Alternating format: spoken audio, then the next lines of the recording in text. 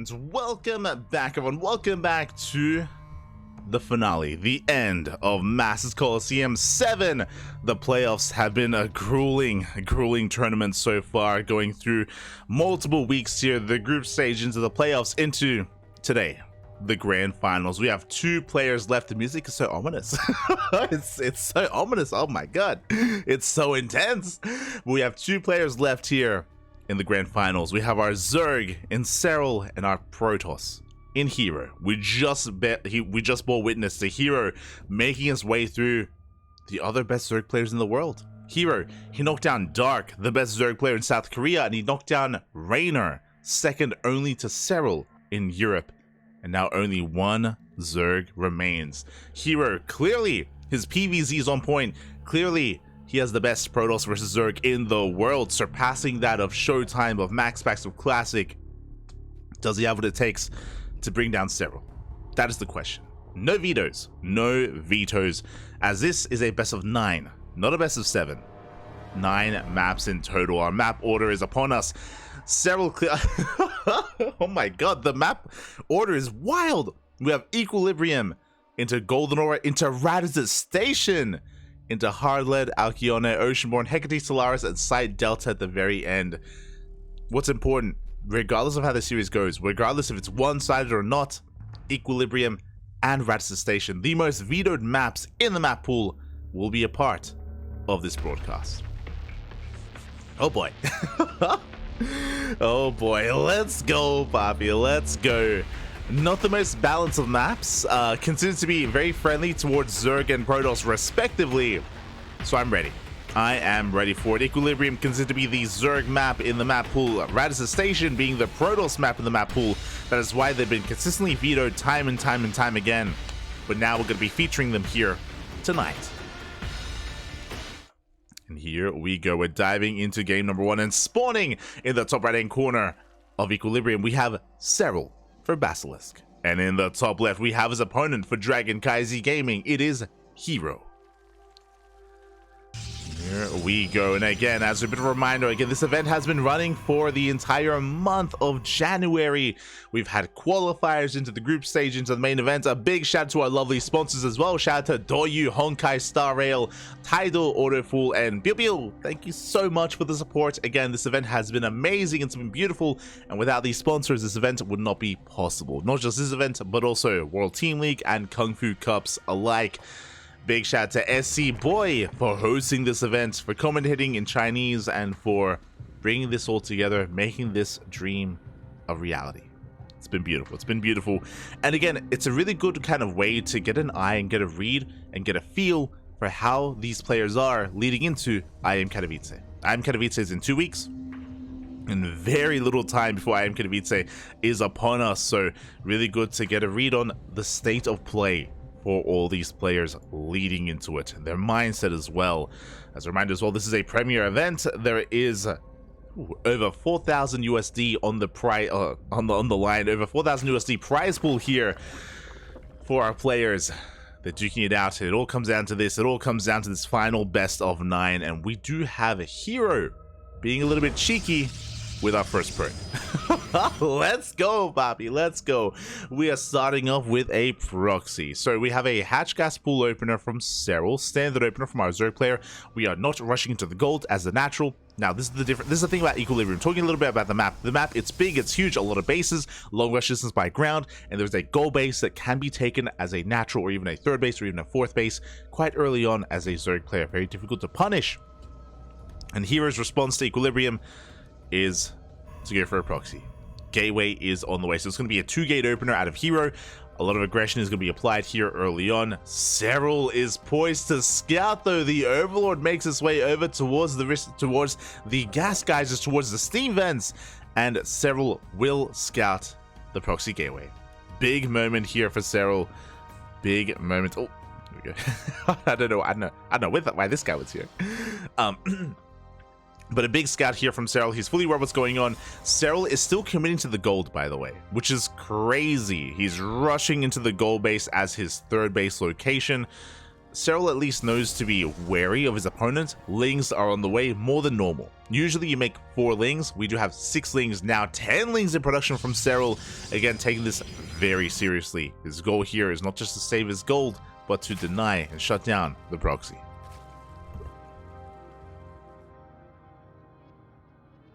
Again, if he had not scouted this proxy, we would not have anywhere near as many lings as we do now. So again, just a big reaction out of Serral. Behind this, we have 2 more gates on the way. It's going to be a 4-gate opener. herO, very aggressive. This is looking like a 2-base all-in. herO, very committed, very aggressive opener here from our red Protoss player. He can, of course, reinforce across the map as well. Serral going to be trying to poke towards that natural base. Going to try to get a read on what's going on. The adepts, they have been scouted, they have been spotted, they've been seen. We are aware, we know. We do get a surround here on the gateway. We get on top of the probe. The probe goes down. The pylon is going to get surrounded, and we will depower this gateway. We will shut down the proxy. Yeah, the warp-in is not going to finish in time. We deny the warp-in. A good cleanup here by Serral. We have additional adepts on the way to try to take control of this location, but another adept falls. We're down to 3, and we do force them to shade away. So a really strong... Oh, we even get to kill the Stalker. The Stalker goes down. Big pick-off. Serral in full control of this game. Roach Warren is on the way. Oh, sorry. My apologies. Baneling Nest. Okay, a little bit indecisive there by Serral, but a Baneling Nest is going to be on the way instead. Gold base is getting up and running. We have held onto it. Creep is going to be spreading across the map, connecting the bases. Queens are moving out. Things are looking good here for Serral. That's a lot of adepts, 6 adepts, but we have plenty of lings to keep up with those shades. We can see herO rotating around. He's going to try to punish this base. There's only 2 drones, not the most saturation at the golds, but we will save those workers. Serral, so quick to pull away. So quick to save and preserve those drones. Meanwhile, Serral isn't droning, by the way. As a heads up, he is not making any workers. He's cutting workers at 37. He's massing lings. He's going for a Bane Bust. He's going for a big counter Bane Bust, forces a recall back home, and he will barely not get an adept kill. But again, we do have access to those Banelings, and we're going for a big counter attack. Behind this push, now Serral is droning. Serral is now making workers, gets us around and collapses here on this base. We'll force a cancel on the gold. That's a lot of adepts, but we have even more lings here as we force a cancel on that Nexus. Big pick-off containing herO to 2 bases. And behind this herO, he works on his transition. We have a Twilight Council and a Forge, +1 and Blink on the way, not Glaive adepts. Not Charge either. This gateway is going to be shut down. Adepts shading across the map, trying to get what they can.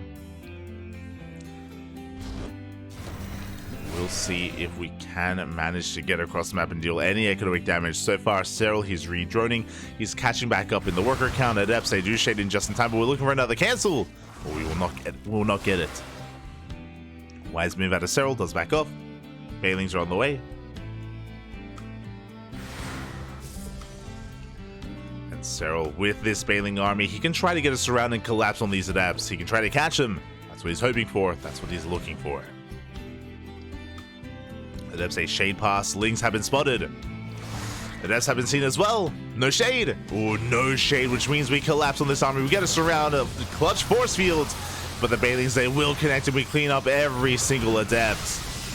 Shield battery doing what it can. We do hold on to the base, but that was a big blow to the army of herO. Barely takes down that final Baneling. Behind this, we're getting into Roaches, so Ling Bane Roach Ravager is going to be the composition of choice for Serral. A very solid composition here in ZvP. Working towards +1 melee, working towards roach speed.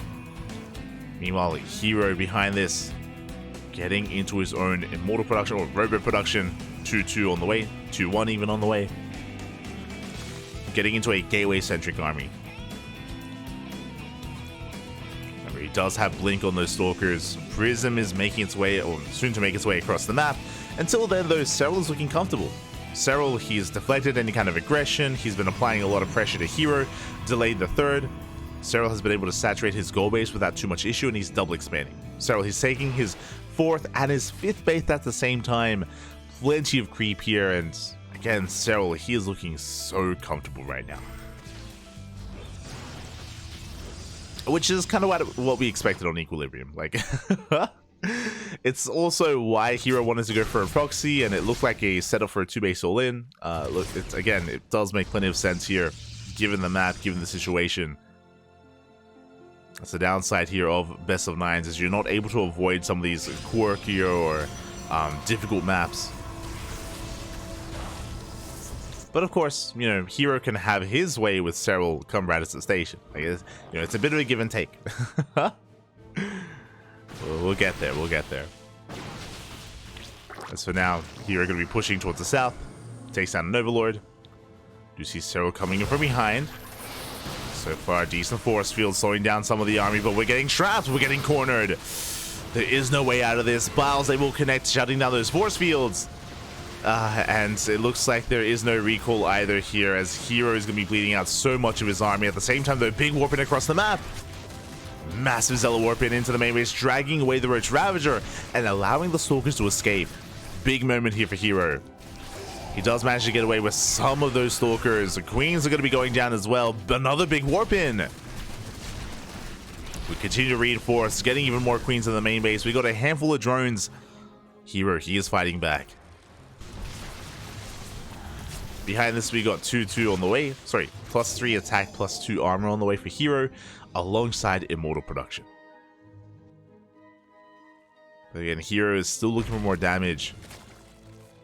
herO is still one step behind when it comes to the economy. Speaking of, with that economic advantage, Serral, what's he doing with it? He's rushing into Hive. Hive tech is on the way for Serral. That will grant access to Adrenal, Vipers, potentially Ultras as well. Serral will have a lot available.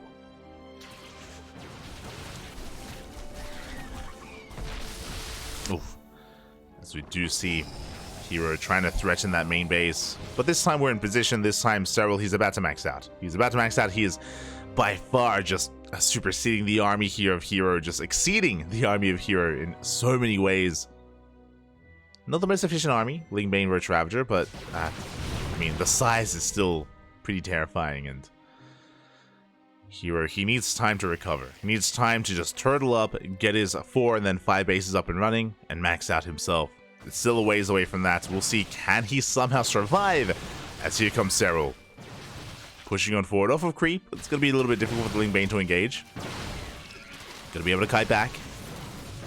A lot of Lingbane is being focused down. So far, efficient trades here from...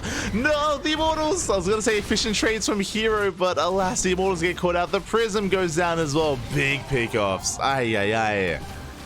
Bit of a miss rally there from herO. Losing 2 Immortals like that for free is huge. Imagine this army with 2 Immortals behind it.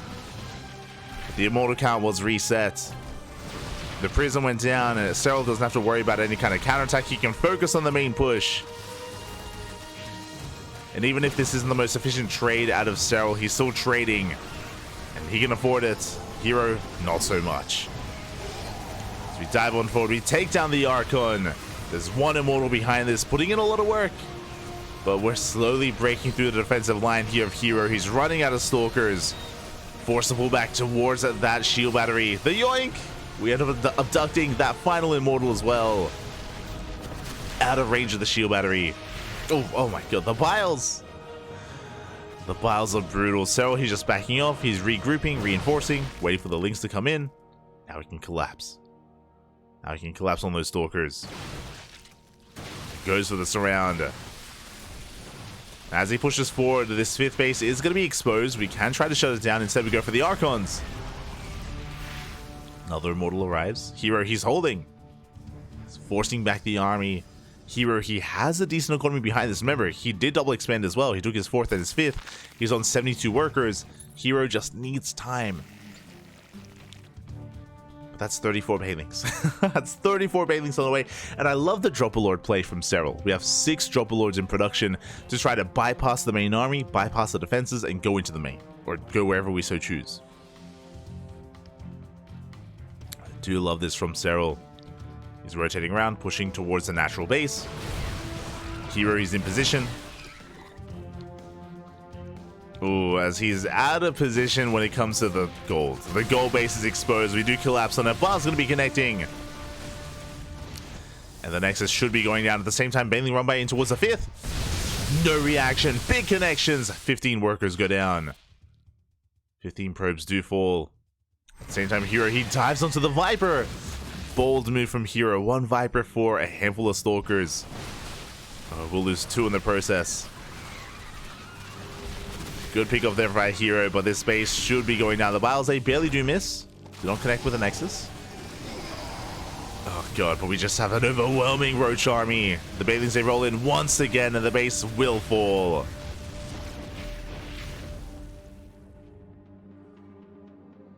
And with that, Serral, he can back off, regroup, remax once again.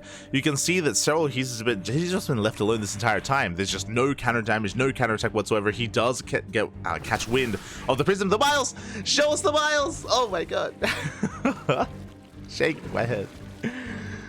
The Biles, they do miss. Prism gets across the map. We have the Doom drop towards the main base.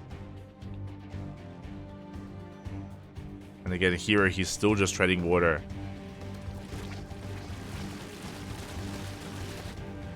As we just carpet bomb the main base with Lings.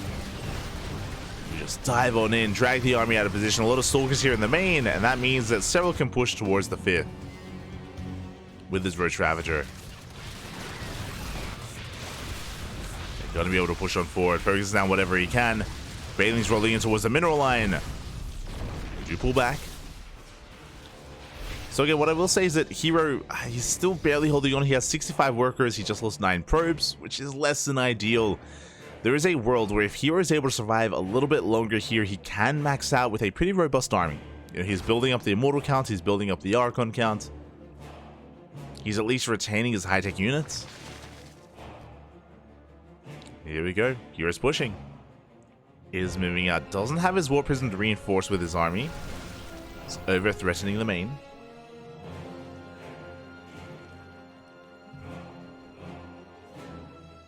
It looks like herO does just posture for a moment, but will pull back. Good positioning. Does catch the army. Shaves off a couple of Lings. Oh, but we are going to be pouncing on this. And we force a blink. The Immortals are exposed. Immortals are exposed. We collapse on this army. Typically, there's a Prism here to save those Immortals, but not here. Not this time. Yeah, 2 Immortals go down. A 3rd Immortal as well. The Banelings, they roll into the mineral line. Big connections. 5 probes fall. herO able to punish some of the Roach Ravager. But a Ling run by slips by. Ling run by does get in. Getting another 9 probes.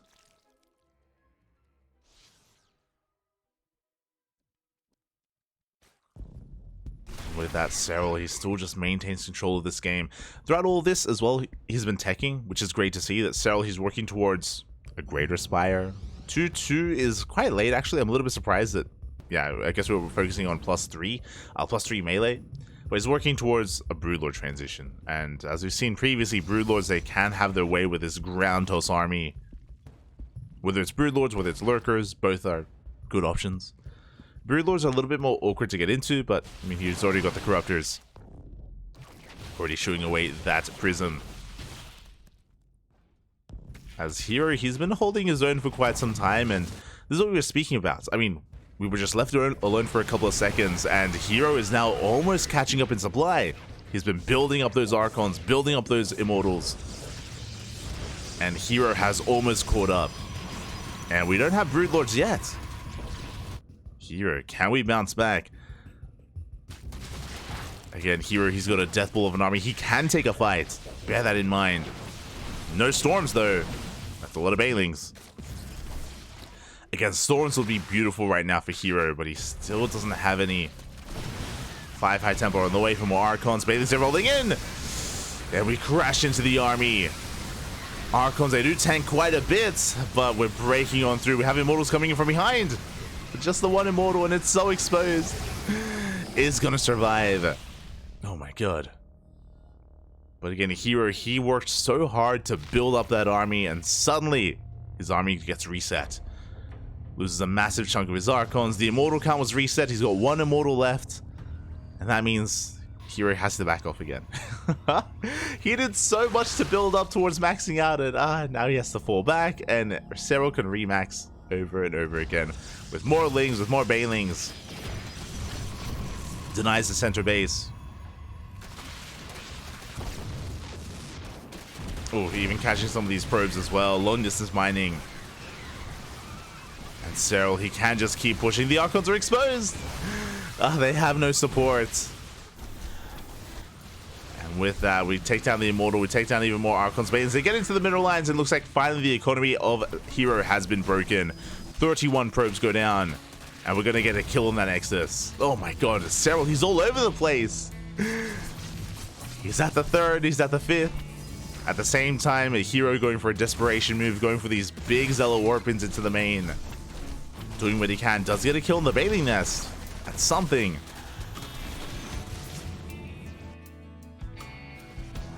But he doesn't do much else, much more than that. Serral's still on a healthy drone count of 72.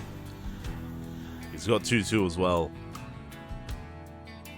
And herO, he's run out of steam. It was impressive that herO was able to survive as long as he did, to turtle, to defend, to max out at 1 point, but only that 1 point here. Now herO, he is struggling to stay afloat. A handful of units remaining here. Again, it was a rough start for herO to begin with a failed proxy initially, was shut down. Serral almost in full control of this game. GG gets called, and Serral will take game number 1. GG. The music is so ominous. GG, well played. Serral does take the first game here. Again, he was favored coming into Equilibrium. Again, it is typically why this is the most vetoed map when it comes to Protoss players in PvZ. And with that, Serral does take a lead in this series. But again, we're working through some of these more unorthodox maps, and now we can get into something that we're a little bit more comfortable with. Up next, Golden Aura. Golden Aura is going to be up next here in game number 2, and I'm sure herO is going to be a little more comfortable on this map. Again, as we saw, the problem with Equilibrium is that there are so many bases to be taken. There's such a long rush distance by ground. It's so large out in the open as well, in the center of the map, so you can get these big engagements, these big surrounds. Again, Serral was looking quite comfortable there. herO, he was fighting back and he was holding on, true, but he was never able to really cripple the economy of Serral and really put a dent into him. But again, Equilibrium is a very unique map, and I don't expect many of these other games to head in that direction. Radisson Station is going to be an interesting one, and we can get into that when we do arrive there. But for now, Golden Aura. Golden Aura is also quite a unique map in its own way. A shorter rush distance by ground, much shorter compared to Equilibrium, so you can be a little bit more aggressive on Golden Aura. Likewise, we have seen a lot of split map play on Golden Aura as well, when it comes to how defendable your initial 4-base setup can be. So we have seen a lot of late game here on Golden Aura. herO has the potential to turtle up and even max out. The last time we saw him was earlier today, herO versus Raynor, where herO was able to build up, max out, rush into Skytoss, rush into carriers on 4 bases on Golden Aura, take a 5th, and then move out. But if you remember, things got really chaotic, and Raynor killed the 5th base and forced herO all in. He just kept denying the 5th base over and over again, forced herO all in, and herO took a little bit too long to kill Raynor. Raynor was able to fight back on Golden Aura. We'll see how herO approaches this map this time. I don't see him rushing into Skytoss yet. I'm sure we will see Skytoss at some point, but we'll see. Spawning in the bottom right hand corner, we have Serral for Basilisk. And in the top left, we have his opponent. We have herO for CranKy Gaming.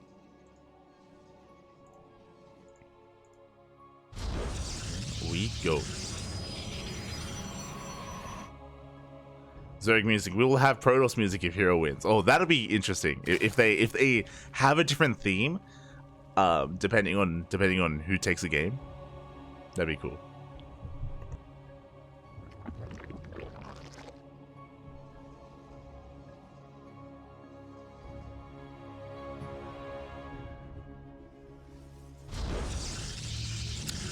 Here we go. As we do see Serral once again going for a 15-15 opener. Very safe play here out of Serral. 15 hatch into the 15 spawning pool. With his hatchery will be on location, and that spawning pool is now on the way. Again, just to reiterate, if you weren't here for the previous series, because Raynor is also very fond of this opener, it is a very safe way to play because you get a faster hatchery on location. You're not forced to take it elsewhere, like we would usually see. You also get a faster spawning pool for faster queen production. You can, of course, make reactive lings in case you're being cheesed and proxied and cannon rushed. The downside is your gases. Your gases are very delayed. Gases are very delayed here, so link speed is going to be later than normal. And likewise, you can't be too aggressive in the early game either, as a result. So there's a bit of a give and take. As herO is getting into his gate expand, setting up with his Cybercore, and soon opting to go for his tech of choice. We'll keep an eye on where that second pylon is going to be thrown down. Interesting location is what I will say. The pylon is thrown down further back into the main. Usually if herO opens up Stargate Oracle, he goes for the pylon closer to the edge of his main base, so he gets that much less time. It takes that much less time for the Oracle to get across the map to harass. Based on this Stargate placement, it is a Stargate opener. This kind of looks like a Void Ray opener. We'll keep an eye on herO. We'll keep an eye on him as he has chosen to hide his tech instead. Overlord is going further into the main base for the scout.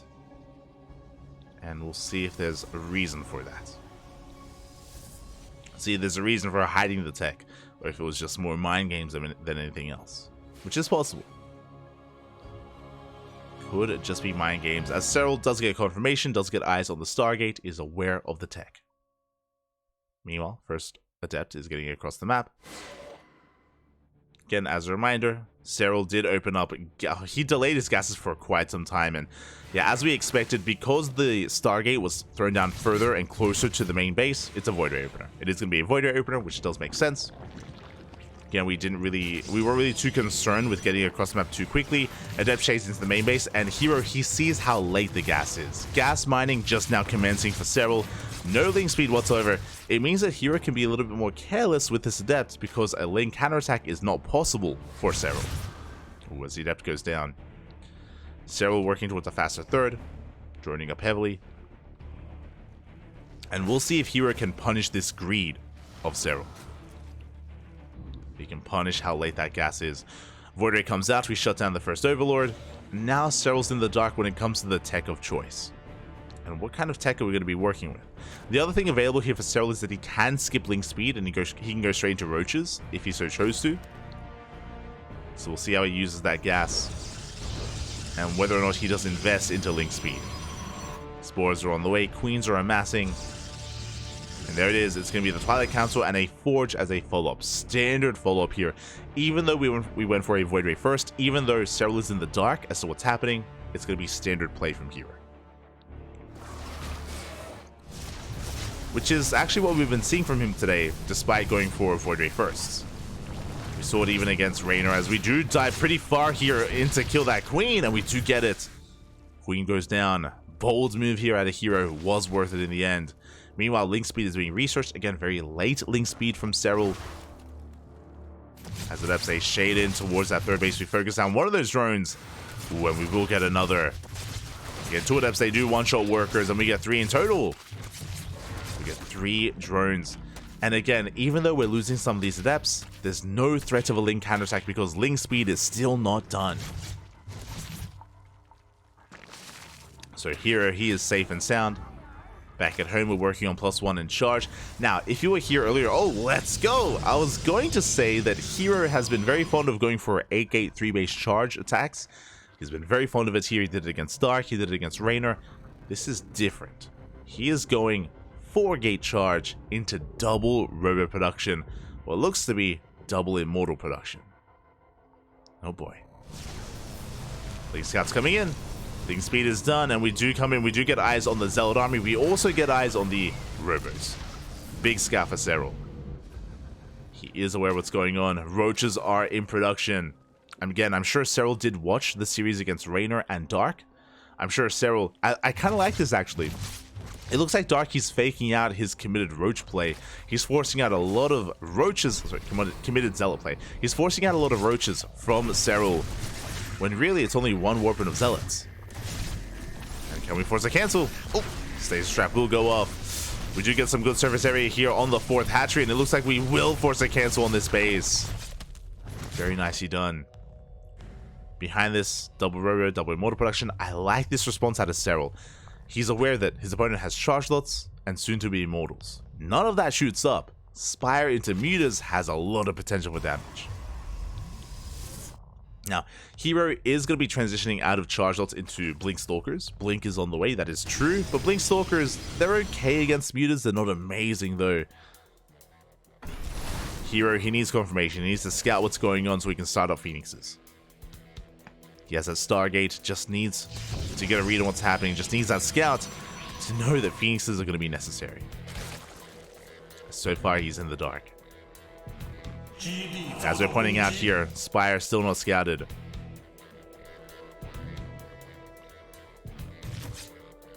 Serral is throwing down a Bailey Nest as well to help reinforce.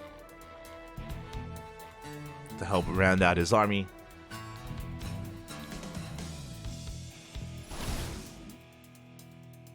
Oh boy, and these mutas, they could just completely blindside herO. You can see herO, he's walling up. He's walling up, throwing down more gateways, cannons, shield batteries. He is turtling here, looking to secure himself on 4 bases and start working towards a later game. This is what we saw against Raynor, fun fact. But he doesn't know what Serral is up to, and he's not quite ready for it. He does have some stack defense, but I believe he doesn't have them covering his mineral lines. And that's dangerous. Blink is about to finish. He's got a handful of Stalkers to work with. Oracle dips in. We get a revelation, but I believe we have yet to see the mutas, as mutas have arrived. They're moving out, skirting the edge of the map. Oh, and again, we are not ready for it. We have a shield battery here at the 3rd base, no cannon. Shield battery isn't covering the entire middle line either. These mutas, they are surprised. They are going to be catching herO off guard, and we do head into that probe line. And workers are going to be going down. Big damage here. herO at the same time he's pushing out across the map. He's committed. Phoenixes start up. Stalkers are being warped in. Zealots, they run into the Roach Ravager army. And the Zealots, they're going to be shut down. Yeah, Serral, he just collapses on these Zealots. At the same time, mutas, they wreak havoc in the main bases. 14, 15 probes. We're dealing a critical amount of damage. Again, we had no idea that mutas were on the way. We were woefully underprepared. We got 16 probes. That's an entire mineral line worth of workers, and we're not done. And we're done. 16 probes go down. We still have a handful of mutas left over. It looks like we should eventually be cleaned up, though, as the mutas are forced back. And now he's in a rough position. He's suddenly even worse off economically. Sure, he's turtling on 4 bases, but he's stuck rebuilding all those probes. And Serral has control of the map. He has control of this game. He's taking the goal. He's taking the goal base, and he isn't really going to be punished for it.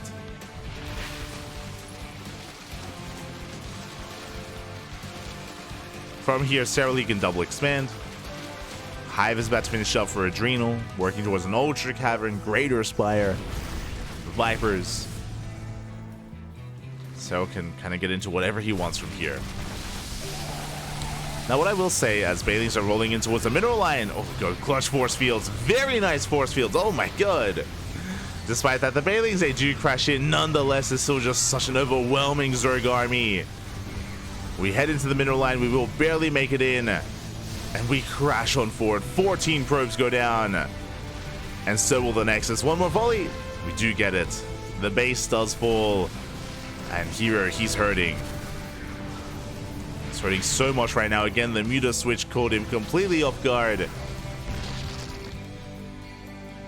And with the completion of that hive, what do we throw down? A Greater Spire. May as well, we already have the Spire. Now the Greater Spire on the way.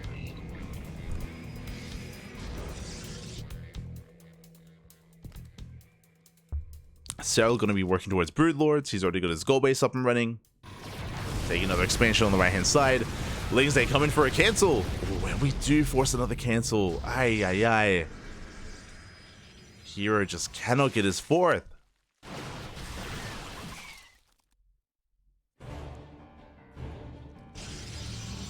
Not like this.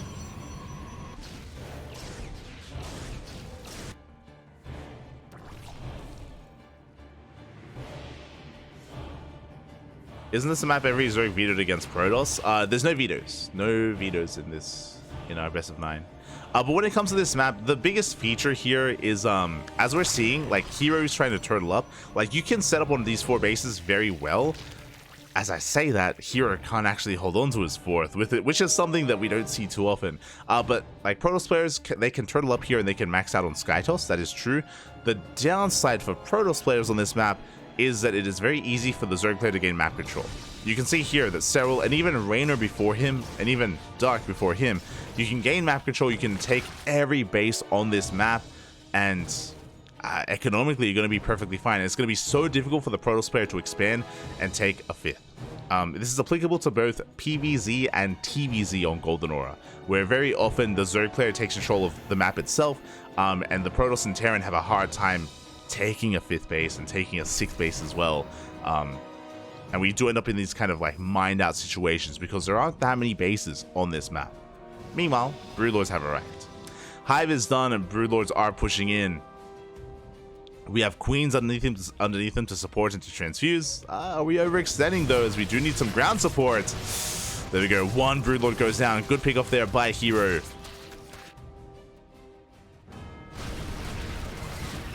As we do see him just turtling up here, building up a pretty insane immortal count. But again, that's why the Broodlords, they have hit the field. Stalkers coming in, trying to focus them down. We do get 1, we get 2. We are focusing on as many of these Broodlords as we can, but we're running out of Stalkers. We are running out as we collapse here on the Immortals. Archons are falling one after the other. The Immortals as well. We do pop the Overcharge. Overcharge barely keeping the Immortals alive. But again, from here, Serral, he can just remax once again on more Broodlords. Now we do see herO being forced into a more Stalker-heavy composition. Still has a decent amount of Immortals left over. Still has those Immortals.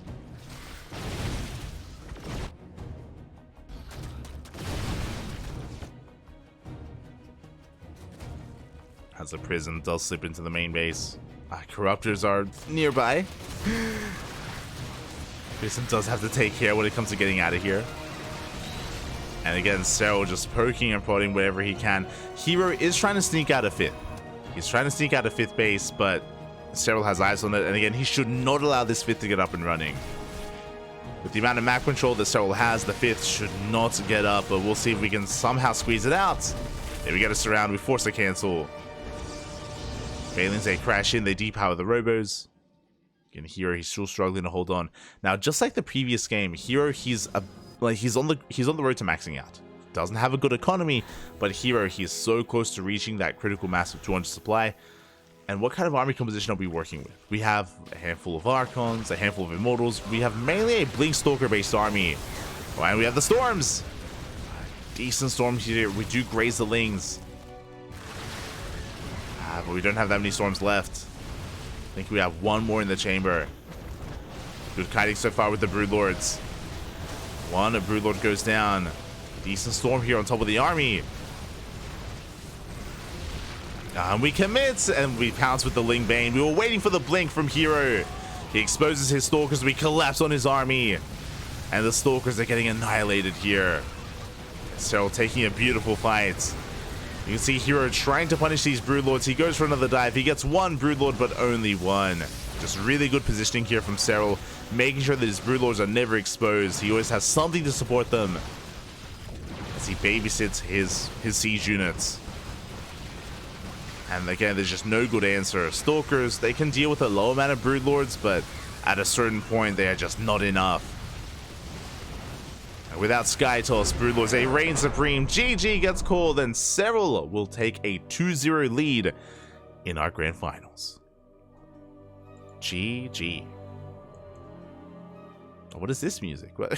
This is the SE2 menu music. Oh my god. Okay. We're just going through all of the SE2 OST. GG, well played. A solid game there out of Serral. Again, herO, he had a hard time really gaining much momentum here in this game. Really, things were close until the mutas. Basically, the muta switch was the moment when Serral took control of the game. He killed an entire mineral line worth of workers. He forced the army to respond, to turn back around. the fact that the spire didn't get scattered was devastating. And if it wasn't for that, we would have seen a closer back and forth. herO would have had a good economy. He would have been able to max out on 4 bases, take a 5th. It would have been a very different game. But the mutas, they did reign supreme there for Serral, and there was a seamless transition into a greater spire from there as well. So a solid game there from Serral. herO unable to get a read on what Serral was up to. But now we're heading into game number 3. And we are headed towards Radis's Station. And this is going to be a wild one. This is going to be a wild one here because Radis's Station has very, very distinct features. We have seen Serral compete here before. We've seen him against Cure a couple of times. We've seen him against some Protoss players a couple of times as well. This map is known for the ability for the Protoss to rush into Skytoss. Is herO willing to do that though? Radis's Station can be really weird because it can really favor hyper greed and just really greedy play, or you can take advantage of that, hope that your opponent is cutting corners and being really greedy, and go for an all-in. You can go for an all-in instead to like try to punish your opponent. The problem is that if you're going all-in, the map is working against you. Like there's a lot working against you if you're going all-in in the hopes that your opponent is being too greedy. So we'll see. We'll see what we go for. We'll see what herO's approach is going to be. And I'm mainly looking at herO here. Serral, of course, has been looking quite strong so far. Again, game 1 was quite comfortable. A lot of it came down to the map. Game 2 as well, the Muta switch, the Hidden Spire, was able to give him a big edge as well. And now we're getting into game 3. Here we go. In the top right-hand corner, we have Serral for Basilisk. And in the bottom left, we have his opponent, we have herO for CranKy Gaming. Again, we're getting into what is supposed to be a much more comfortable map for herO. What I will say though, is that is herO one to turtle into Skytoss? We saw it against Raynor that one time on Golden Aura, that's true. Did do it against Raynor. Will he do it here against Serral? Will he try to just turtle up on 4 bases, rush into Skytoss, rush into carriers, and force a late game? I'd love to see it. I'm really impressed with herO's late game whenever we do get eyes on it. If you remember, there was some amazing games the previous map pool on the snow map. Oh god, what was it called? Altitude, that's it. Thank god. On Altitude, we saw herO in a lot of late game on that map. That was like the macro map of the previous map pool. And herO would often make use of his mothership in ways that we often don't see. In a very proactive manner, where he would be using the mothership to not just like counterattack and dive, but to like reposition and hit some of the bases, just like rotate back and forth over and over again, and actually outmaneuver the Zerg player multiple times. Like, it was really cool to see herO just be really proactive with his mothership and have it ready to like respond and have multiple recalls available. We'll see if we can get to that stage of the game. I would love to see it, but we'll see if that's where Radis's Station takes us.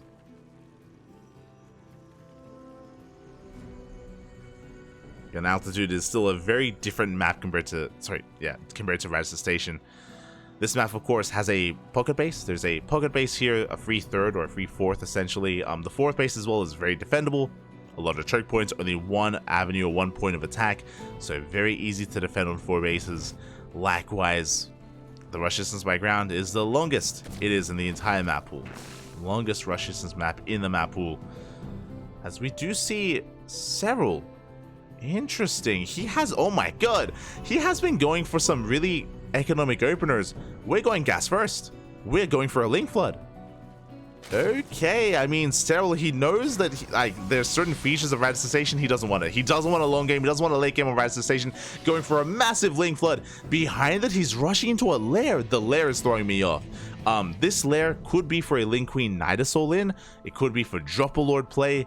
I'm curious what this lair's purpose is for Serral.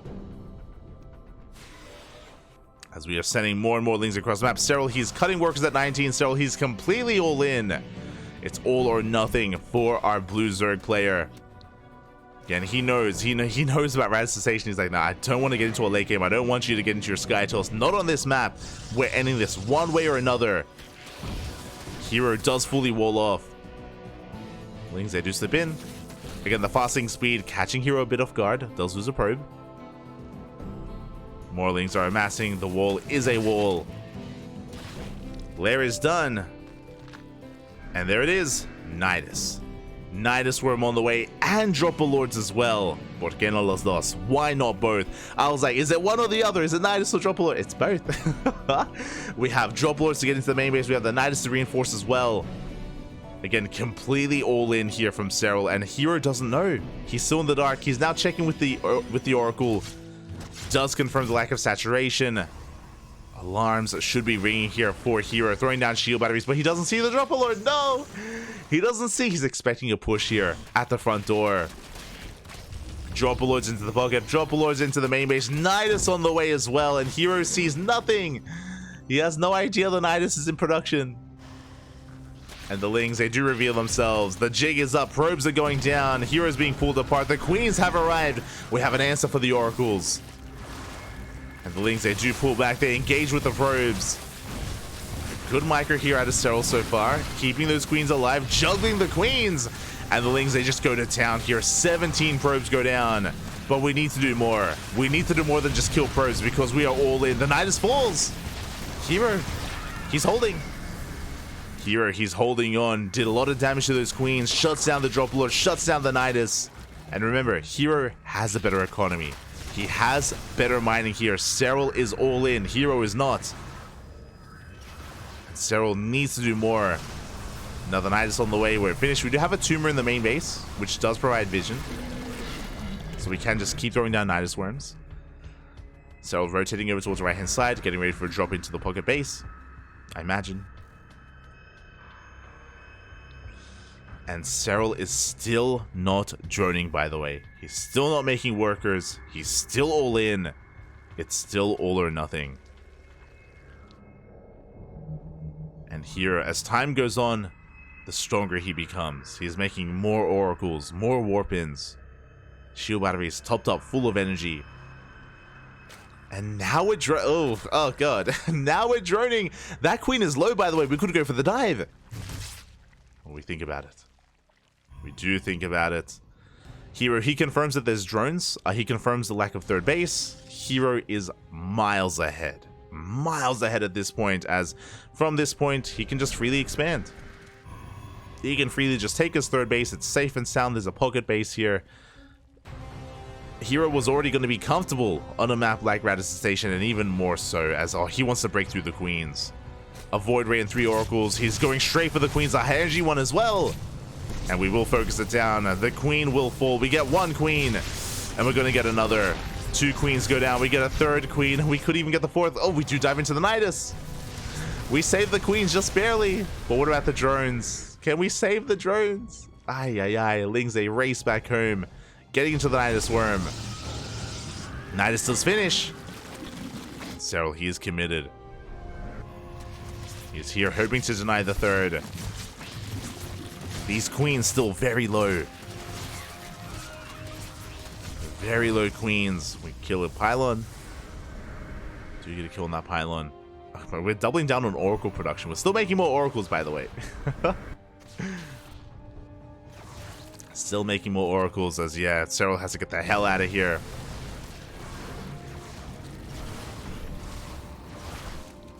And this will delay the third base at least. You can see Serral, he's droning up as hard as he can, but still behind in workers, still behind in the economy. Yep, there it is.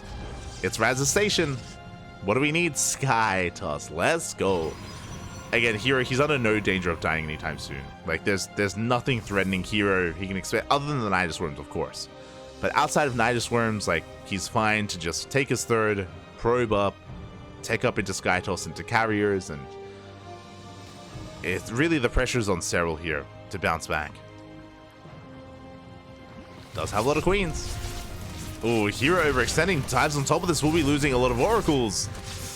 Yeah, not quite worth it here for herO. No Spore in the main base. There was potential for damage. Get a couple of drones. We deny mining time. Oh, any economic damage is good here against Serral, just because he doesn't have a lot of workers to begin with.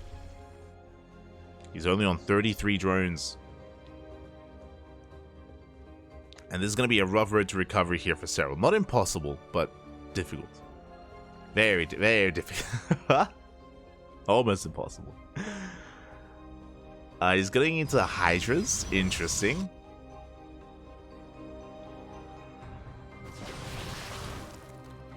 Going to be getting into Hydra production. With this, we can maybe go for a Hydra-based all-in. I'm leaning more in favor of going for an all-in on 3 bases, more so than macroing out of this, just because of how far behind we are. But we have a Evo Chamber on the way for +1 range. We have Hydra range as well. Serral's taking a third. It does look like Serral wants to try to macro, wants to try to drone and get out of this. Try to get out of this situation economically. But even more drones go down. 3. We barely have an economy to begin with. The Spore isn't done either. We come in from behind and we get even more drones here at the natural. Oof. 7 workers full in total.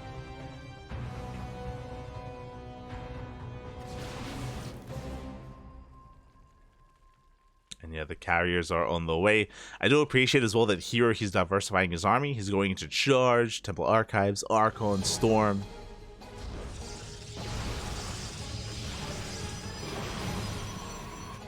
I actually think that this is also a really good game for herO to just kind of like settle his mindset as well. Like, a lot of these games have been very intense and very, yeah, just very chaotic. But now herO, you can just chill. You can just chill out. Harassing with his oracles, picking off drones. He's having fun. He's enjoying himself.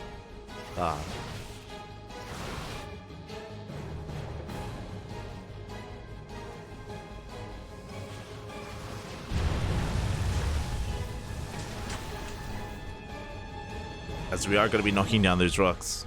Rocks being knocked down. Hydras are in production here for Serral. He's drawn up to 56.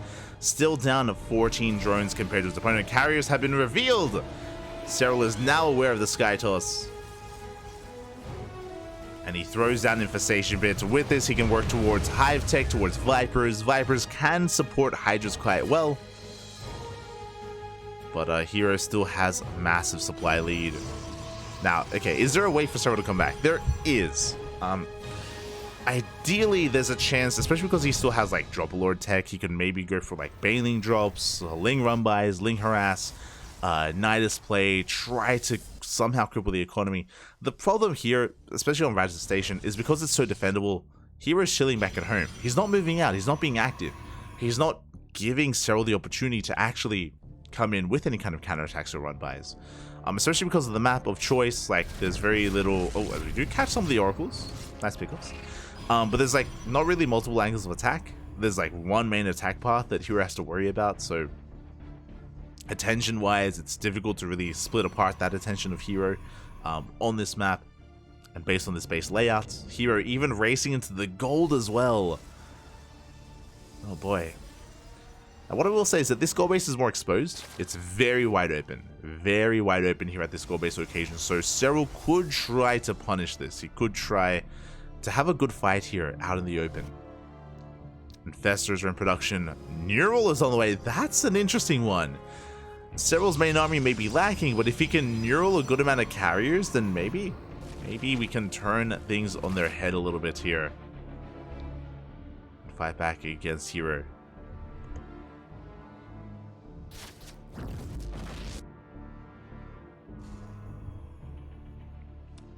As we're getting into Storm, which means we're going to have High Templar, which means we have feedbacks available. Big stasis right here on the right hand side. We catch three of those drones. Likewise, another 3 did go down as well. We do at least catch the Oracle. Oracle has been caught. Meanwhile, that is 8 carriers, by the way. We have 8 carriers. We have Storm. We have High Templar. We have Charge Lots. We're working towards double Robo Colossus production. I imagine Colossus or maybe even Disruptors. Both could work.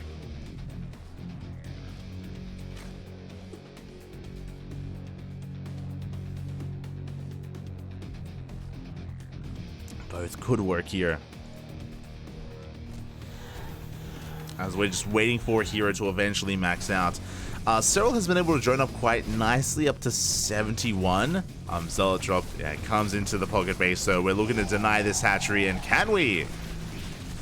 Oh, we can. It's gonna be close, and that's we force a cancel on that hatchery on the pocket base. Delta come back in. They are forced out. Serral working towards Ultra Tech. Ultra Cavern on the way. It's going to be Ling Bane or Ling Hydra Ultra Infestor for the time being. And again, there's a lot of potential with those Infestors. Like that's the Hail Mary play for Serral. Is if you can take a good fight, neural the carriers or neural anything really. Use that to fight back against herO. Meanwhile, herO taking another base. Taking a 5th here. Very secure. 5th base on the way. Disruptors well underway as well. We're not going for Colossus. We're going for Disruptors instead. Spire in production here for Serral. No Corruptors for the time being, but we're working towards that.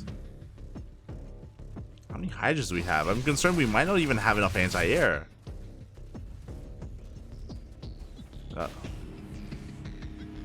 Some of the Hydras, they are busy, they are tied up. And here we go. The push from herO has been building up towards this moment. Again, he's got 8 carriers, he's got a good amount of High Templar, Storm, Disruptors.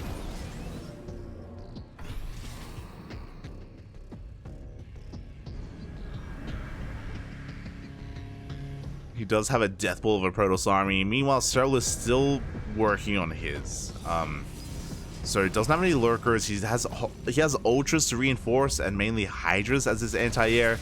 The problem here is that these Hydras are so vulnerable against both the Disruptors and the Storm. And if the Hydras fall, everything falls. Because that is the anti-air we have to work with.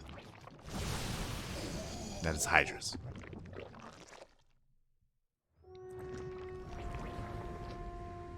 So there's going to be a very tense moment here for Serral. Trying to keep up. herO backs off. Now the question now becomes, is herO giving Serral too much time? Both armies are maxed. I would still favor herO. Like, just because we're at 200 supply doesn't mean that it's good 200 supply. The soup does lie. It's something to bear in mind. As we can see herO refining his army, clearing up some supply for a more efficient army instead.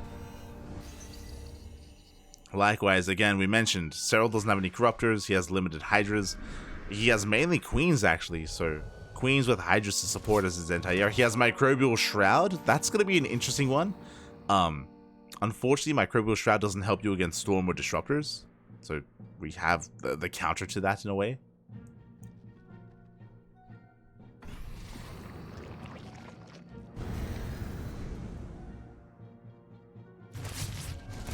Here we go, we are pushing out. Queens are getting caught. Big Novas go off. Big connect. Oh my god. Big connections on the Queens. Yeah, that's a big blow to the anti-air of Serral. He is remaxing though with Corruptors. They are 0-0 though. 0-0 upgrades for the time being. But Corruptors are on the horizon.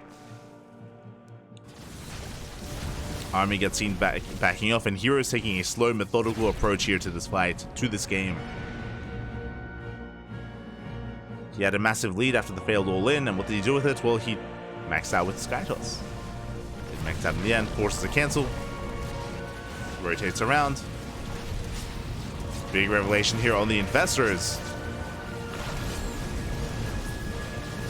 Yeah, we just bully Serral back. This base, it's gonna fall. There's no saving it. Serral gonna be knocked down to 4 hatcheries. Another big revelation. In this position, I would love to see Tempest as the reinforcing units, but it looks like we're going for a ground toss transition. We have Blink on the way, shield upgrades, additional gateways, another robo.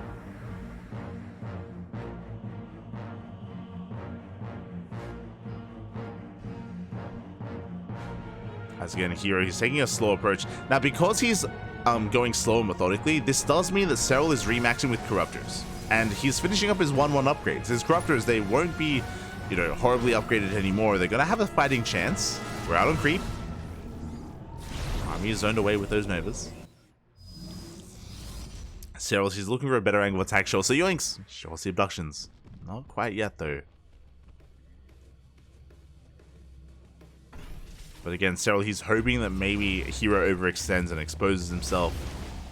Remaxing with more corruptors. Looking for that yoink, looking for that abduct. That was going to be going up. Not quite connecting. Oh, do connect there with the Ultra. And you can see the gold base is getting up. Not quite running yet. The goal here for herO is to deny that gold. Prism is here with the main army. Can reinforce.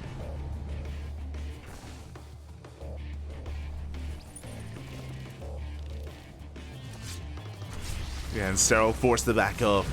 Does get the Oracle, but this gold base is going to be going down. So once again, here he's just denying the base. Denying the 5th. Containing Serral to 4 bases over and over again.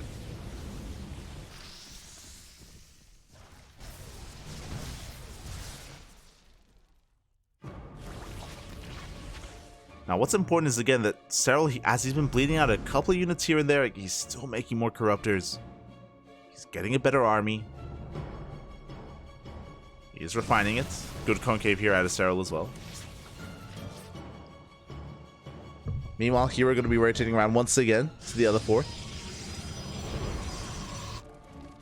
Oh, Serral going to be coming in for a surround. Nova goes off, does connect with an Infestor. Big fungals. Yeah, here come the storms. The storms on the entire Zerg army. Feedbacks as well. My Cribble Shroud thrown down. And can we deal with the carriers? The answer, though, is no. The carriers, they say, were the interceptors? The interceptors, they've been cleaned up. We barely cleaned up the interceptors. The carriers are forced back, but we keep them alive. Serral gonna be pushing out. We have Stalkers to reinforce this army here for herO. We have 19 Corruptors on the way. We do have a Greater Spire. We can morph in Broodlords, I believe. Yeah, it's not just 19 Corruptors. We have 8 Ultras as well. Bearing in mind, the carriers did survive. herO still has a terrifying army. Does hold on to his base. Ooh, Immortals. I do like this. Okay, so we have to take stock here. herO, he's remaxing with Stalker, Immortal, High Templar with Storm as well. Meanwhile, Serral is working on Corruptor, Ultra, and I believe he did not rebuild his Infestors. He lost a lot of Infestors in that previous fight, so he won't have the Neurals like he did previously. He won't have many Fungals available either. Yeah, he's got that one Infestor that survived the fight. So I still want to favor herO's composition, but that's a lot of Stalkers. We'll see. We shall see as we are pushing in. And that is a lot of Ultras, mainly Ultra-based army. We do get one big Fungal. One massive Fungal on the army. Storm's going to be thrown down. We dive on top of the carriers. The carrier count is going to be reset. And the Ultras, they collapse here on the Immortals. Big trade here for Serral. Oh, we do have another reinforcing Immortal. The Archons somehow broke through. Oh my god, a massive Zealot counterattack. Base going to be going down. There we go. We have 4 more Infestors on the way. Lings are coming in to reinforce. Honestly, Lings, they can have their way with this. They're amazing against both Stalkers and Immortals. Carriers are coming in, but we have plenty of Corruptors here in the air. No shot. Serral, he's going to clean this up. He's going for those carriers, but the Zealots. herO does have a large bank. Like, he still has money behind this, but he loses every single carrier. Like, Skytoss is not the answer. Not anymore. Zealot's going to be going down. Corruptors, they're looking for some value. They're looking for anything, really. And they're going to be going for the base. Big caustic spray. Nexus goes down. Now, what is concerning, though, is that Serral doesn't have a bank. He just took a base. He just took the 5th base, which is so important.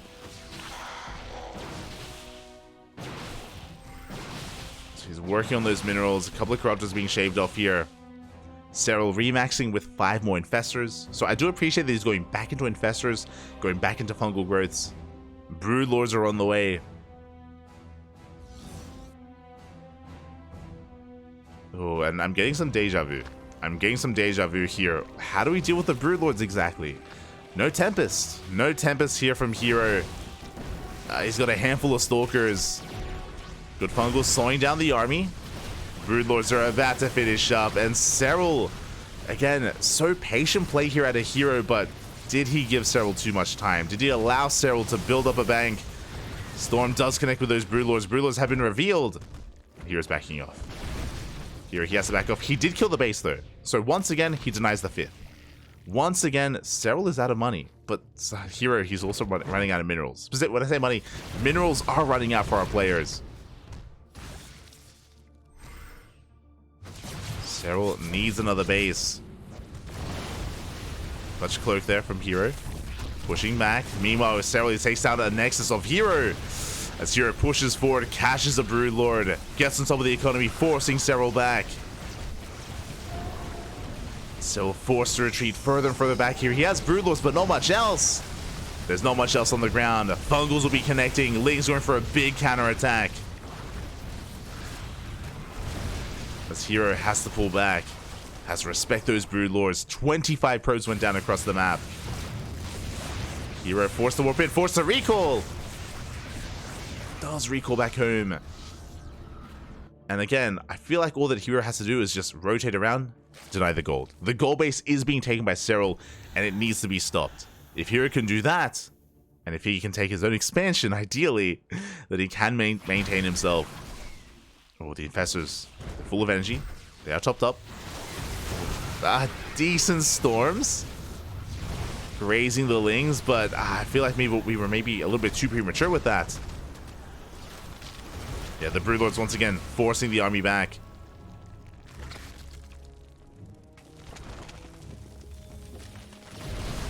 Looks like we will deny that gold base. Yeah, Serral, he does evacuate.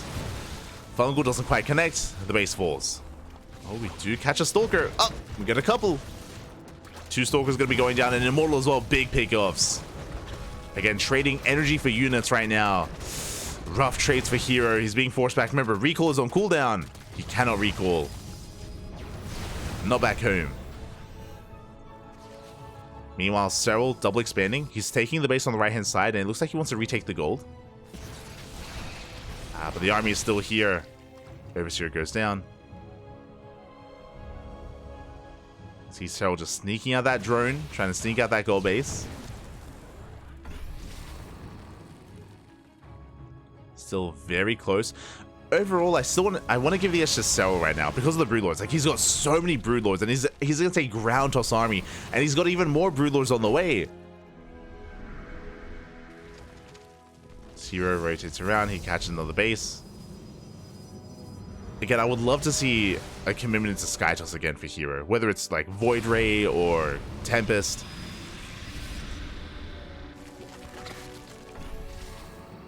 Maybe I should believe, but I don't know. That's a lot of broods. They take down an Archon immediately. Storm zones back the army. Big fungal here on the Oracle, on the Prism, on the army as well. And yeah, the Broodlords, they just bully this back. The cloak not going to be good enough. We do dive on top of the broods, but there's still just so many of them. The Stalkers, they're going down. They're being locked down by the fungals. Yeah, and Serral, he's just picking this army apart. The Broodlord Infestor are just too efficient here against a ground army. This transition's too late. You can see here in the production tab, Void Rays. Void Rays are on the way. I would have liked this a lot sooner.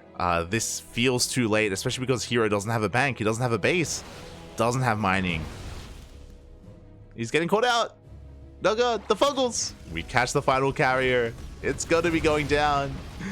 No shots. Serral, he has done it. He had a disastrous start, by the way. He was down a base. He was down 20 workers. Remember, it was a failed Ling Queen Nidus all-in. And it did fail. herO had a great start. And maybe he was a little bit too passive. Maybe he did just rest a little bit too much on his laurels. Allowed Serral to max out. Initially, I thought it was fine, especially when Serral was on Hydra. But again, once the Broodlord transition was upon us, herO, his army was being outscaled. And now herO has nothing left. He has nothing left. No mining, no economy. The Void Rays, they dive in. GG gets called, and Serral, he's crazy. He somehow comes back. This was a rough game for Serral, mate. Like the first half of this game was very clearly in favor of herO. He had such a strong start, such a powerful start. And herO, he's like, okay, I've got a lead. I'ma just extend that lead, right? I'ma just chill. I'ma take my fourth, my fifth. I'ma rush into Sky Toss. We'll just max out. We'll be fine. No. And likewise, Serral was also very patient. You could definitely argue that herO should have been a little bit more assertive with his play and more aggressive in general. It is difficult to be aggressive on this map though, on Raz's Station, and yeah, Serral, I was worried that his Broodlord transition was too late. I was worried that his Spire was too late, but no, he was able to ease his way into it, into the Corruptors, into the Broodlords. At a certain point, herO switched to Ground Toss. At a certain point, herO did switch to Ground Toss after his carriers got reset. I think that was good initially, but once the Corruptor count got low enough, once the Broodlord count started going higher, we needed to get out of Ground Toss back into Sky Toss. We need to be a little bit more flexible with our army compositions here. And again, stuck with a ground-based army against that many Broodlords, you saw how one-sided fights can be. You saw how like one-sided things can be here. It's so difficult to close that gap and to dive on top of that army with Blink Stalkers.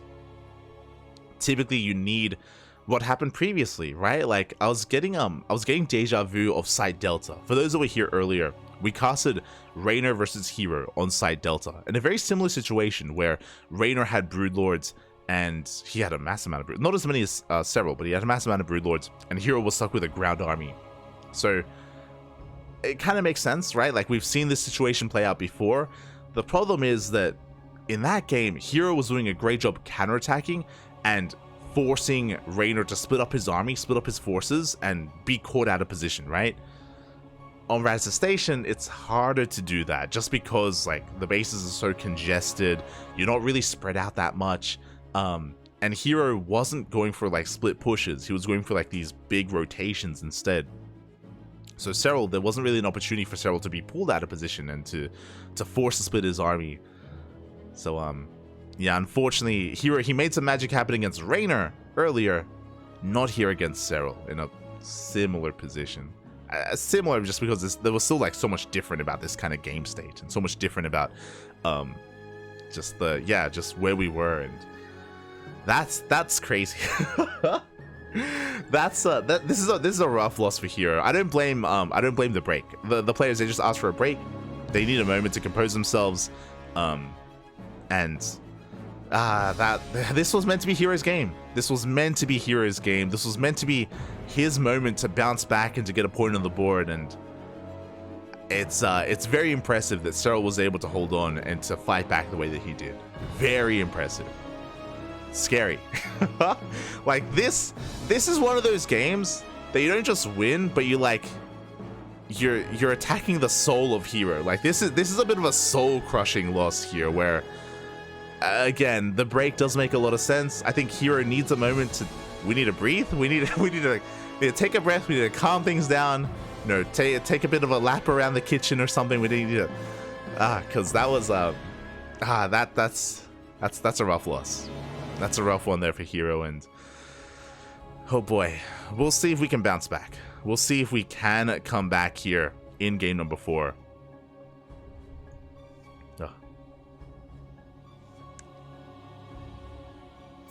I can't even maintain mental laddering.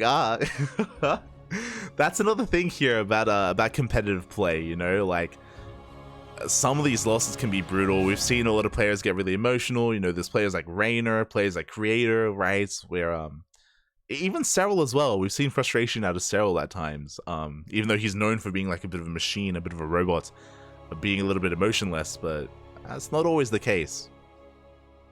So yeah, herO, he needs some time here, and hopefully we can bounce back.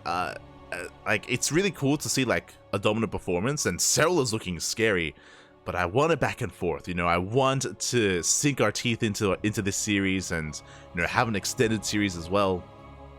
We'll see if we can make that happen. We'll see if we can get more games out of these players, or if Serral wins 4-0. No, oh boy.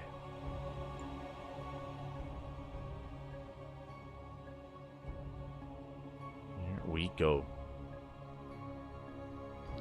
Lesson learned, can't let Serral live, right? Like, because like I don't want to criticize herO's decision to go for to like get further ahead, to expand and to max out. I think that was the correct decision, to be honest. Like, I think especially on Radisson Station, you know, like you have a lead, just chill, max out, right? Take more bases. I don't think there was anything wrong with that. But yeah, like, god. Serral, the way that he was able to handle that situation on his end, right? To rely a lot on going into Mass Infestor. He even had some neurals taking down some of those carriers as well. Being set up for his own switch, for his own Corruptor switch. Was brutal, and we'll see. We'll see if we can bounce back from here. Again, next game is going to be on Hard Lead. Hard Lead is going to be an interesting one. It is a much smaller map, much shorter rush distance by ground, shortest rush distance map in the map pool, by the way. So this wouldn't be a bad map for Serral to all in, to be honest. I know that Serral, he's known for his macro play, but I mean, clearly he's willing to do so. We saw it on Radisson Station. You know, he went for a Lin Queen Nidus all in. It failed, but he went for it. Hard Lead is really good for something like Queen Walks. Like Queen Walks across the map, Roach-based all-ins can be quite powerful here on Hard Lead. So that's definitely on the table for Serral, and he can start taking some risks. You know, one more win is all he needs. He can throw caution to the wind, and he can be more aggressive now. He has the freedom. Oh boy.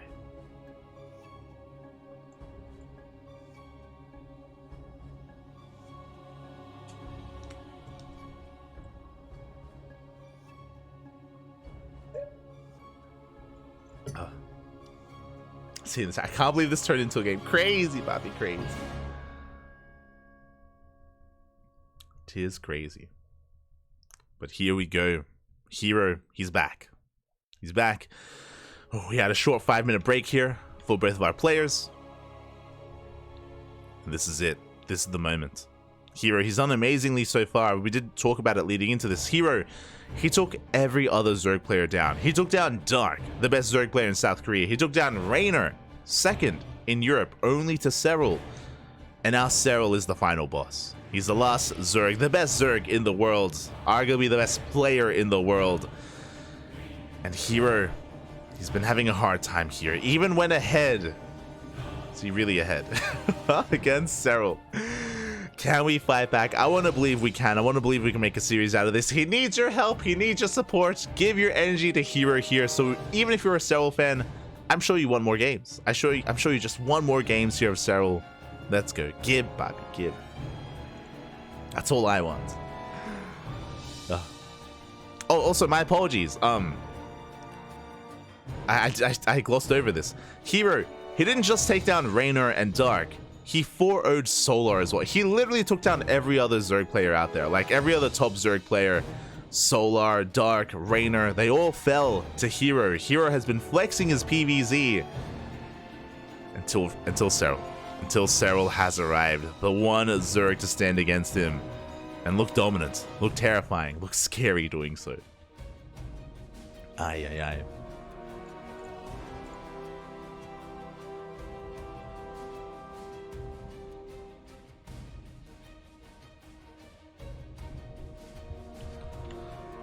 We go. Looks like they're just getting their lobby ready. Again, map order has already been chosen. Oh boy.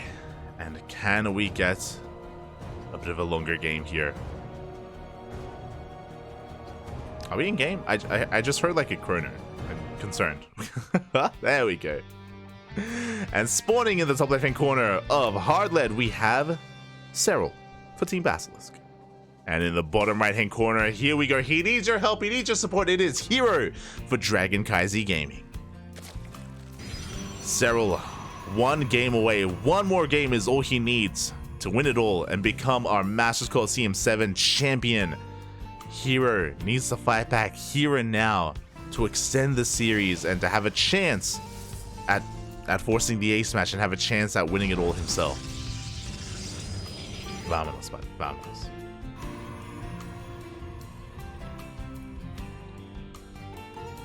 We go. So do follow that probe. But Serral going for a safe opener. We do have a 15-15 out of our blue Zerg player.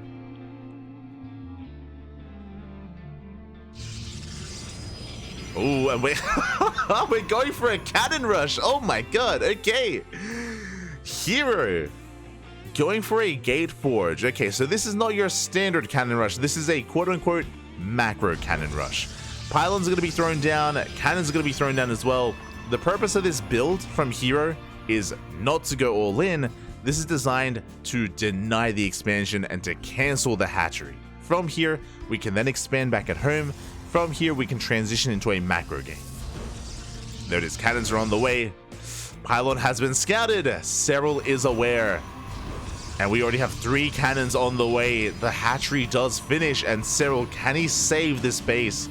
Can he save this natural base as he pulls all the boys? Oh my god, the boys, they have arrived. We get a surround here on one of those cannons, on 2 of those cannons as well. Cannons that are about to complete. Good surface area. We have 2 more cannons on the way. And we're forcing a cancel. That was a kill. That was a kill, not a cancel. 1 cannon does complete, but there are still so many drones. And we're cleaning this up. We are clean. The Lings, they have arrived. Again, it was a hatch into pool. The Lings make it. The cannons are going down. We're getting some damage done though. 5 drones go down. But we will hold on to our base. Oh boy. We will hold on to our expansion here. herO did deal some damage, but I don't think that's enough. 5 cannons for 5 drones. Trading 1 for 1. That is not a good trade for herO. Ay. Again, this was designed to deny the expansion. As a result, he's down here in bases. His base is late. His expansion is late. He has an adept coming back at home. His tech is delayed as well. Like, you delay so much when going for a gate forge opener, and it wasn't worth it. Did not pay for itself. Did not end up paying for itself here. Serral, he's going to be able to re-drone, replace all the workers that he lost, take a 3rd base, and have map control. Serral, he's going to be comfortable from this moment forward, and herO has to bounce back. Now, how do we? That's the question. Oh, proxy pylon. I'm not opposed to an all-in from here. I think going for a macro game from this point is going to be too difficult. There's just so much working against you. And I'm concerned for herO. What do we commit? We're going for a proxy Stargate. Okay. I can get behind this. So, proxy Stargate. With this, the Oracle gets across the map a lot faster. We're hoping that Serral delays spores. We're hoping that he delays spores. Right now, he's focusing on redroning. And if Serral delays spores and delays queen production, then these Oracles can get a lot of damage done. There's potential. There's potential to bounce back. But there's a lot of pressure. There's a lot of pressure on these Oracles to actually trade well and to kill workers. At the same time, we have 2 adepts threatening the front line, keeping the attention here in the center of the map, not back at home. Right now, we're making our 3rd and 4th queen, I believe. So again, we don't have that many queens available at the moment for Serral. Are on the way. Adept's going to be shading on forward. Now the question becomes, do we bank up Oracles and wait for the 2nd, or do we just send it with the 1st?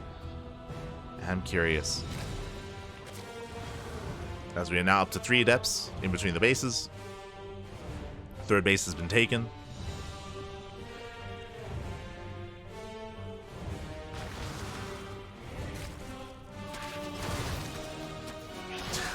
See this chat. Serral is in hard lead after that defense. Oh. True. Yeah, we do see him just droning on up, extending his worker lead. Adepts, they're going to be denying mining here at the 3rd base at least. We're now up to 4 adepts, and here we go. We did wait for 2 Oracles. We're diving into the mineral line, and we can't one-shot workers. We got 1, we got 2. 2 drones go down. Queens are keeping up. Oh, we have 3 queens in the main. Oh my god. We focused down an Oracle. 3. We got 4, 5 drones for a dead Oracle, though. Not quite worth it here for herO. Ay. Not really expecting that many queens to be lying in wait in the main. And the Lings, we're looking for the proxy. We're looking for the Stargate, and we do come across it. We forced a cancel as well on that gateway.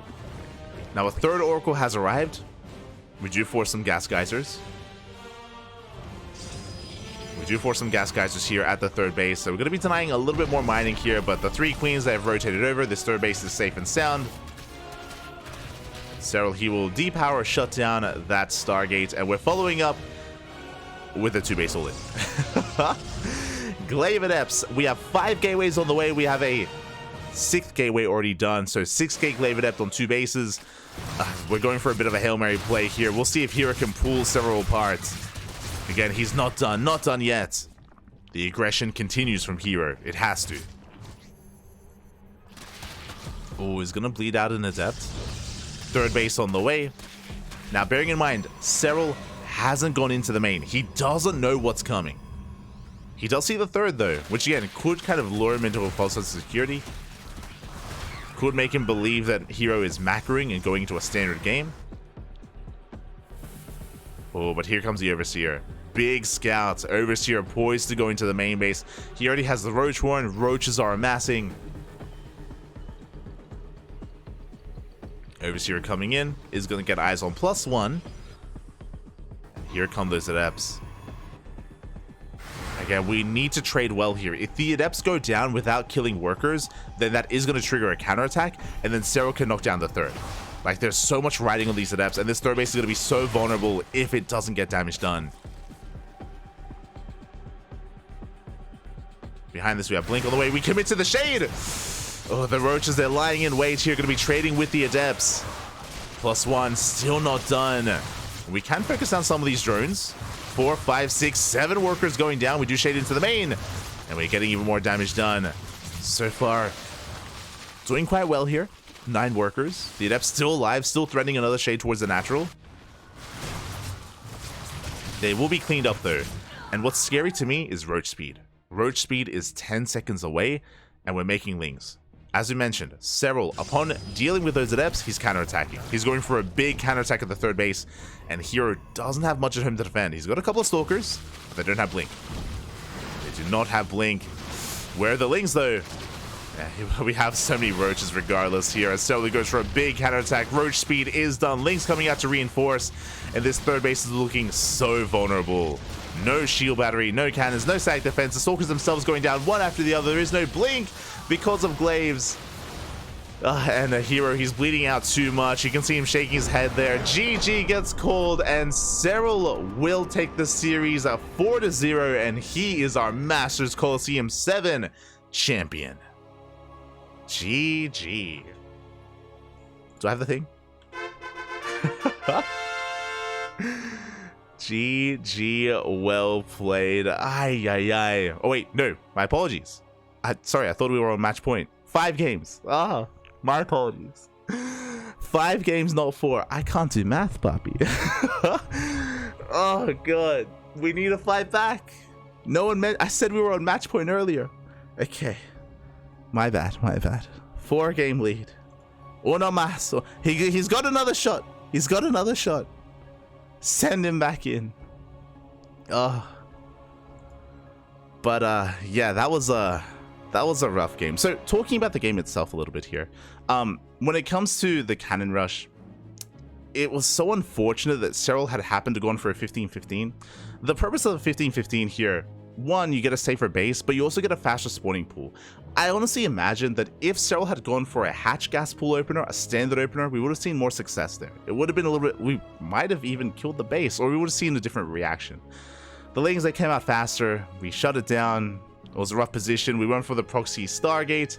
The Oracles didn't do enough damage either. They got shut down. We killed the second Oracle, which was brutal, followed by the Glaive Adepts, which delays any other tech behind it, which again delays the third base, delays Blink for the Stalkers, delays any tech, and yeah, Serral was just in control of that game. So my apologies. My apologies. I assumed it was going to be a 4. I assumed that game 4 was going to be the final game here. My brain is on best of 7 mind. Best of 9, 5. Math on stream. 5 games. Here we go. Now, can we fight back? We have another chance. Can we fight back, Poppy? Can we bounce back in this series? Give. We're probably not going to see another cannon rush. Probably not going to see any more cannons here. I would hope so anyway. I would hope so. Oh. Here we go. Serral needs one more. Uno más, papi. Uno más. herO needs to win 4 games in a row to force the ace match. He needs to win 5 games in a row here. Has anyone done that? Is that a thing? In the history of StarCraft, I know that we've seen reverse sweeps, right? Like, what was it? Innovation versus Sulky in GSL. That was a thing. But in a best of 9, in the bottom right, we have Serral for Basilisk. And in the bottom left, we have herO for Dragon Kaizi Gaming. I know Sulky had like a crazy comeback, right? Like Sulky versus Innovation, GSL. I know that was a thing. Sorry, it wasn't Sulky, it was Innovation, right? But a best of 9, has anyone pulled off a 5-game reverse sweep? Has that happened before? I don't think so.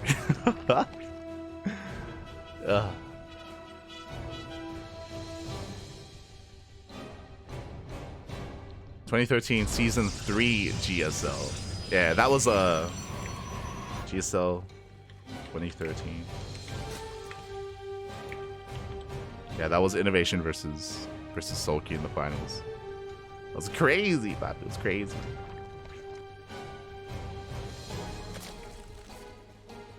Oh. So I'm just checking because I'm pretty sure that was the best of 7, right?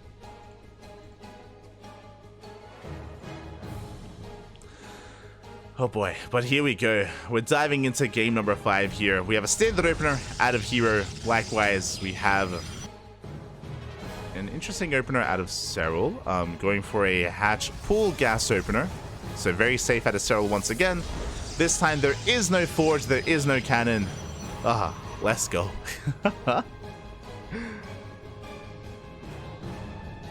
Not here, not this time. Maybe season 1? I think Deer 1 versus SOS season. Yeah, he did, yeah. Was it season 1? It's a long time ago. Fun fact, I wasn't watching GSL back in 2013. I was watching GSTL.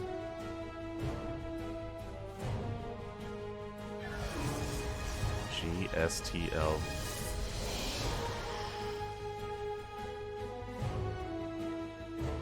Yeah, there it is. So that was with Innovation. He was up 3-0, and then Sulky won 4 games in a row. That was the infamous reverse sweep where Sulky won GSL back in 2013.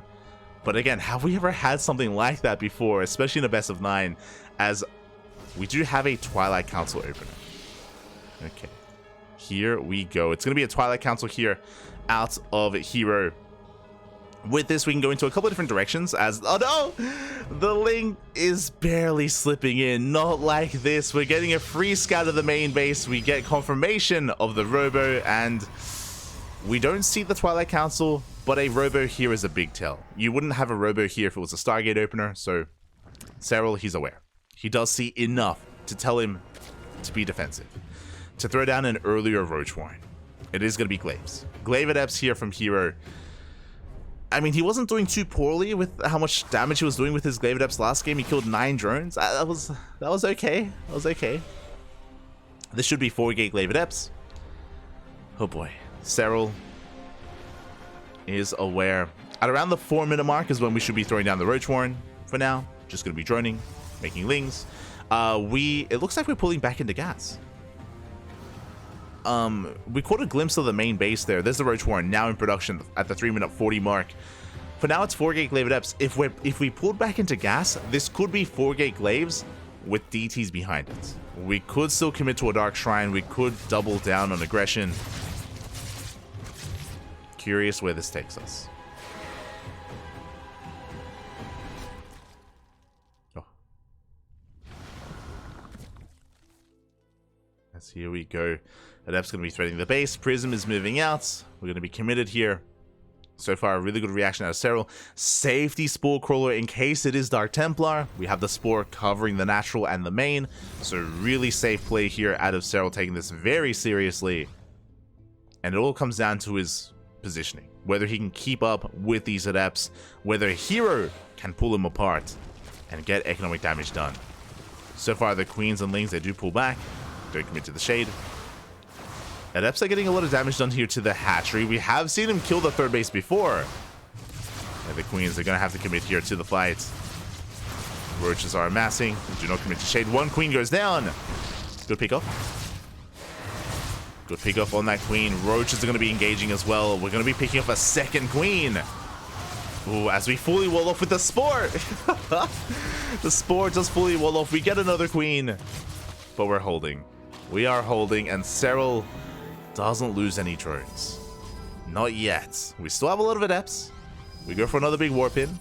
herO, he still has a chance. He can still fight back. Ooh. As here we go. We do once again not find a way into that main base, into that natural.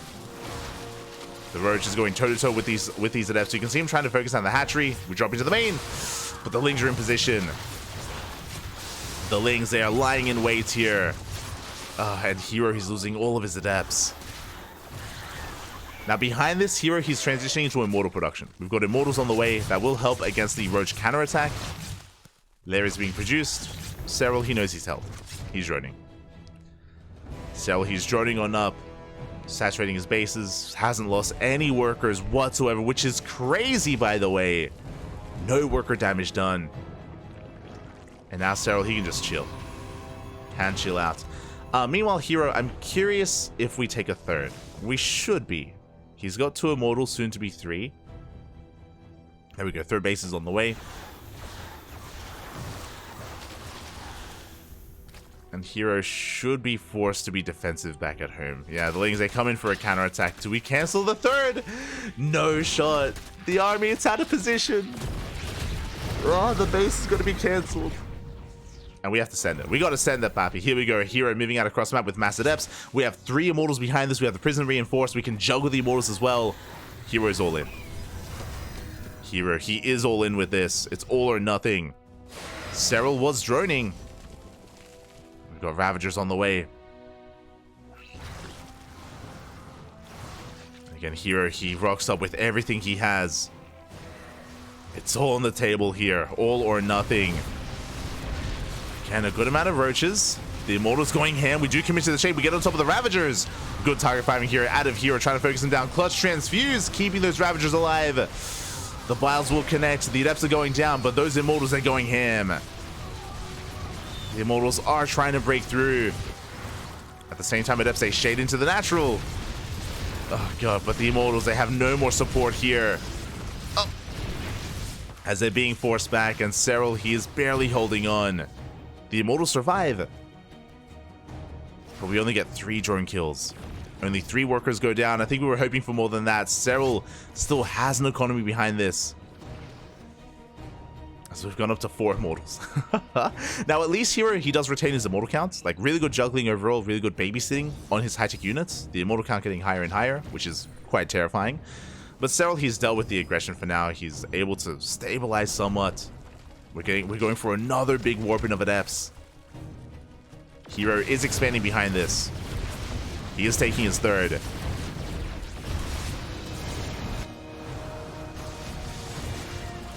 Oh god, but Serral just doesn't budge. Doesn't budge at all here. Decent Biles. The queens are getting low though. Queens are getting low. So Biles once again forcing this back. Oh, we connect with the adepts. The Biles, they do connect. The immortal count getting terrifying though. We're breaking through the queens. The queens are going down. The lings, they come in for a surround though. We collapse on the army. The lings from behind. Just what we needed here against basically pure immortal. And we are forcing this back. The Biles as well, they connect with the immortals. We bring them down. Only 2 immortals survive. And herO, he's lost his army. He's lost his high-tech units. Does have a third base behind this. Does have a decent worker count. I'm just worried about the counterattack. I'm worried about the eventual counterattack from Serral. We're still waiting on speed. We're waiting on roach speed. These have been expensive losses for herO. He's going for a bay. He's going for a bay behind this. Unfortunately, 2 robotics bays were a little bit flustered throughout this series. With this, we can get into Disruptors or Colossus, most likely Disruptors against Master Roach Ravager. I'm pretty sure that second bay is supposed to be a robo for double robo production. So yeah, there it is. Second robo on the way. It is late though. It is delayed, which is a shame. That is going to impede the Disruptor production.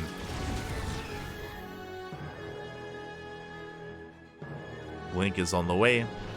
herO so far doing a good job at just keeping his opponent contained, keeping Serral back. But Serral, he's intentionally staying on a low drone count. He's on 56 drones, and he is focusing on Link production right now. Again, Roach speed just now finishing up, which means Serral can now counterattack. He can now push out. herO taking a fourth.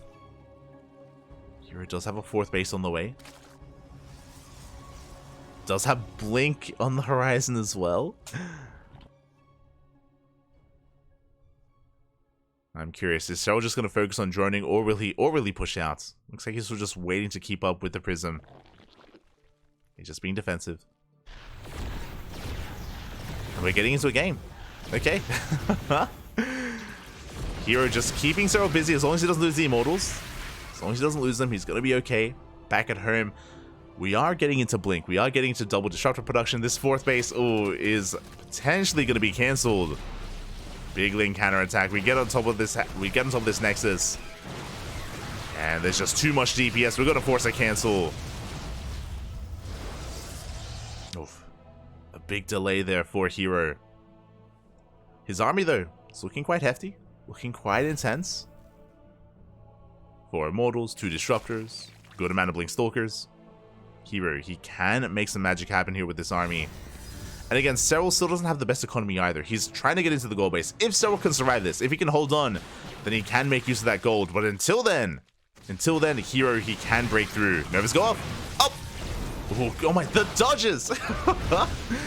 Really good dodges there from Serral. He splits, he avoids the Novas, but we have 2 more behind this, 4 in total. Aye. Lyle's going to be slowing down the army. There it goes off. 5th base is denied. We do cancel the gold. Rotate around. Link's coming for another run by.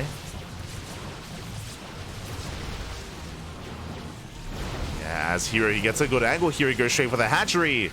Going to try to focus it down, but he's being forced back. Nova goes off. Connects with the Bailings.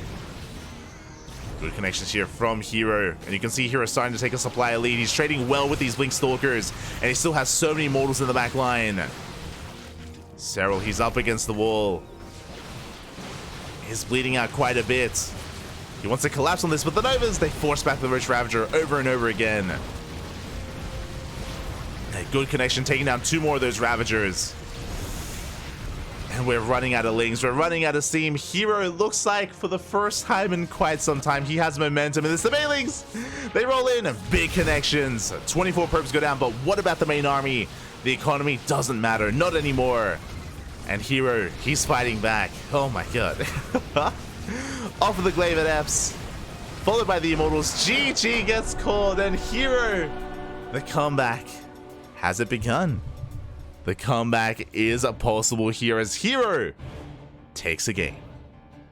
GG. Let's go, Papi. Let's go. GG. Well played. herO does take a game here on Alcyone. The Glaive Adepts didn't kill a lot of workers, is what I will say. The follow-up Immortal push did trade pretty well overall, and thankfully, herO was able to keep those Immortals alive, was able to keep Serral busy, and expand behind it. He was able to get up, get ahead when it comes to the economy, and eventually get into those Disruptors as well. GG, well played. Whew. herO takes a game here, and can we bounce back? Can we go the distance? We have quite a number of matches ahead of us here, and what I think is important is that here, I'm hoping that herO gets, again, not just a little bit of momentum when it comes to the series, but feels better about the series overall as well. Mentally, I mean, it's been a rough one. It's been a rough first couple of games. 4 losses in a row. But herO, let's go. Let's go all the way, Papi. Can we force an ace match? Next game is going to be on Oceanborn, followed by Hecate, followed by Solaris. Interesting maps here. Oceanborn, short rush distance by ground. We can see quite a lot of aggression here from the side of Zerg. We haven't really seen that too much from Serral though. Outside of Radisson Station, he hasn't really been the aggressor. He hasn't been going all in. So we'll see what herO can bring to the table on Oceanborn. We shall see.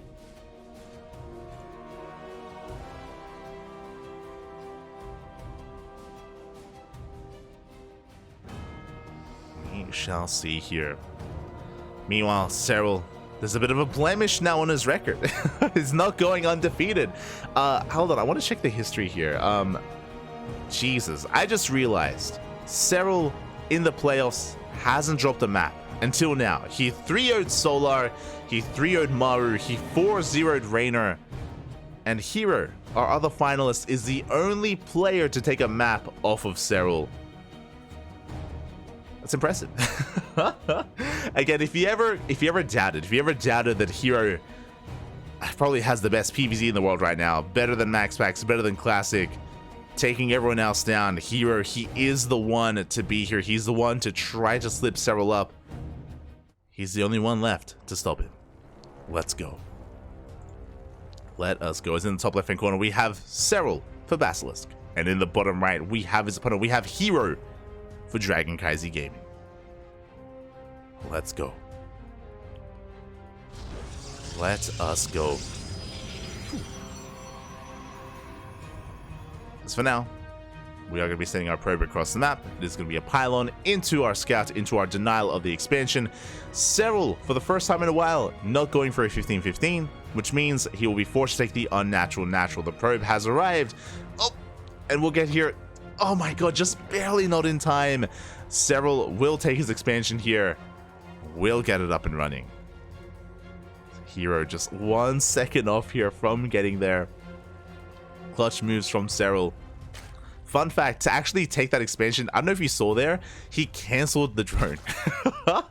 He cancelled a worker just have just barely enough money to throw down that expansion. Let's go. And yeah, this is what we saw last game. It's going to be a hatch full gas opener. Really interesting. Really interesting opener here out of Serral. Really interesting build order, I should say, from him as we're easing into our next game, into Oceanborn. Back at home, herO taking his expansion. And the question becomes, again, what kind of tech are we going to be working with? herO, do we go for a Stargate? Do we go for a Twilight Council again? I'm not fond of going Glaive Adepts 2 games in a row. I'm not too fond of that, so we'll see. We'll see what direction we do go in here and where things do take us.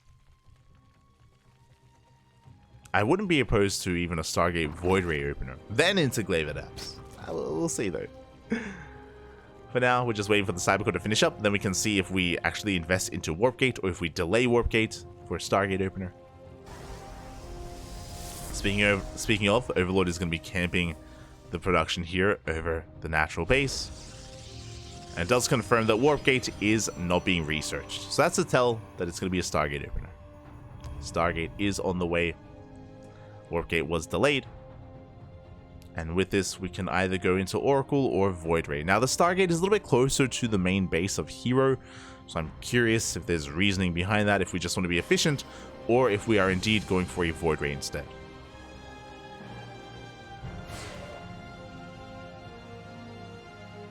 As the Stargate is on the way. Behind this, Serral is just taking his third, working towards link speed, droning up. Looking pretty comfortable back at home, just waiting for our tech of choice, and it is going to be the Oracle first. Okay, we do have the Oracle opener here out of herO. Serral is dipping in to try to get a read on the first unit of choice as well, as he does pull back with the Overlord. So for now, we have a standard opener. Standard openers from both players, more or less. herO going to be taking his third, on time, on location. Oracle moves out, and there we go. We have a second Oracle behind this. So it's going to be a triple Oracle opener into a third base. Everything is looking normal. Now, something that we haven't seen from herO, and I'm curious if we're going to be seeing it here, is his 8-gate charge. Against Serral, he hasn't actually done that. Not the way that he's been committing to against Raynor and Dark. So I'm curious. I'm curious if now is the time. So we'll keep an eye on him to see if he does go for that Twilight Council alongside Forge and commit into charge. Meanwhile, we do see the Oracle just dipping in between the bases. Takes a lot of damage here. Doesn't quite kill anything. Oh, taking even more damage, actually. Getting into the yellow there. Second Oracle does arrive. Third Oracle's on the way. And Serral is going to be confirming this. I'm loving the follow-up scout here from Serral, just confirming that there's no fast Twilight Council. There's no Void Ray follow-up. Meetups, they have arrived. There's that Forge. There's that +1. There's that Forge alongside Twilight Council. Adept's going to be threading a shade towards the main. Don't commit. herO going to be pulling back.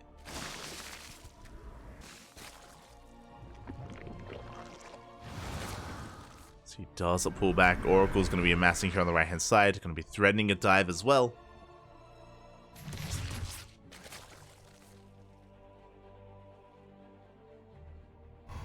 And there it is. Now, this is something that he's been doing for the past couple of days here. I did just bring it up about how herO actually beat Dark. Like, every game that he won, it was off of 8-gate charge. It was crazy. Even did it against Raynor. How many gateways are we seeing? We had 2 gateways done, 6 gates on the way, 8-gate charge here out of herO. He has yet to really do this against Serral in this series, and this is how he's been really having a dominant performance against a lot of Zerg players in this tournament, is 8-gate charge. Now, there are different variations of this. herO has been going for double Robo Immortal behind this, or he can just double down and just commit to additional warp-ins and try to break his opponent. We have seen him go for different directions after the initial push. So we'll see where he does take this. But it is a very aggressive build. Very aggressive. Oh, as Adepts say shade across something, they get caught out. Ay, ay, ay. Oracles are just a little bit too late there. 2 Adepts do fall. The Zealots are being warped in. And so far, they're being hidden. That's what's important. We are hiding these Zealots. Ooh, Serral being a little bit greedy is taking up into an Infestation Pit. Uh-oh. Infestation Pit's on the way. He's joining up past 70, getting a 4th base. Serral being a little bit greedy here. Bailey Nest still on the way. Is he going to be punished for it? As he is taking and droning. Here come those Zealots. Now, to be fair, these Zealots are pushing. No Warp Prism. There's no Warp Prism with this army. We cannot reinforce. And you can see here is working on that next step. He's working towards Blink Stalkers. Zealots have been revealed. So far, Serral, he's keeping up. Oh, we do clean up some of these things. Nice catch there out of herO. Good catch overall. He's rotating around. On top of that, we are committing to Mass Oracle. We do have 4 Oracles. We have a 5th Oracle that just arrived. Another big warping of Zealots. Again, it takes a while for the reinforcements to arrive, but they have arrived. And herO, he's looking for a dive. He wants ideally the Queens. Does rotate around. He's going to be collapsing on these roaches, and there we go. The Oracles activate their pulsar beam. He goes straight for the Queens. And 1 Queen, 2, 3 Queens going to be going down. We get into the mineral line. Bailey's finishing up here, but no big connections. As we clean up every single Queen there at that 3rd base, we get into the mineral line. 13 drones go down. Good moves here out of herO, taking down the final Queen. He will be cleaned up. The roaches should clean up all these Zealots, but we have reinforcements on the way. We come in here for a surround, and does herO have enough? He does not. The roaches will hold. That was some good economic damage done. Again, he killed, I want to say, like 6 or 7 Queens. It was crazy. But Serral, he does have the supply lead, does have a massive roach army. Now, what I said before is that in past games, in past series, herO would have followed this up with Immortal production. We don't have any Immortals here. We have Stalkers instead. Stalkers, they can trade well. But Blink is still on the way. Otherwise, they do force back the army.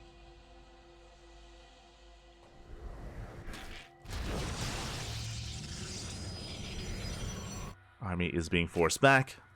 Serral instantly redroning. Oh my god. after losing over 10 workers, he's already droned up to 81. Recovering his economy. Rebuilding those Queens. Doesn't have as many as he once did. But he's making enough just to inject.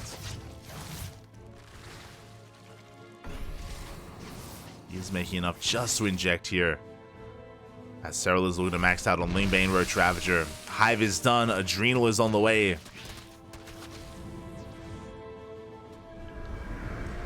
And herO is just working with a Swarm Toss army, basically just mass gateway units. Zealot and Blink Stalkers.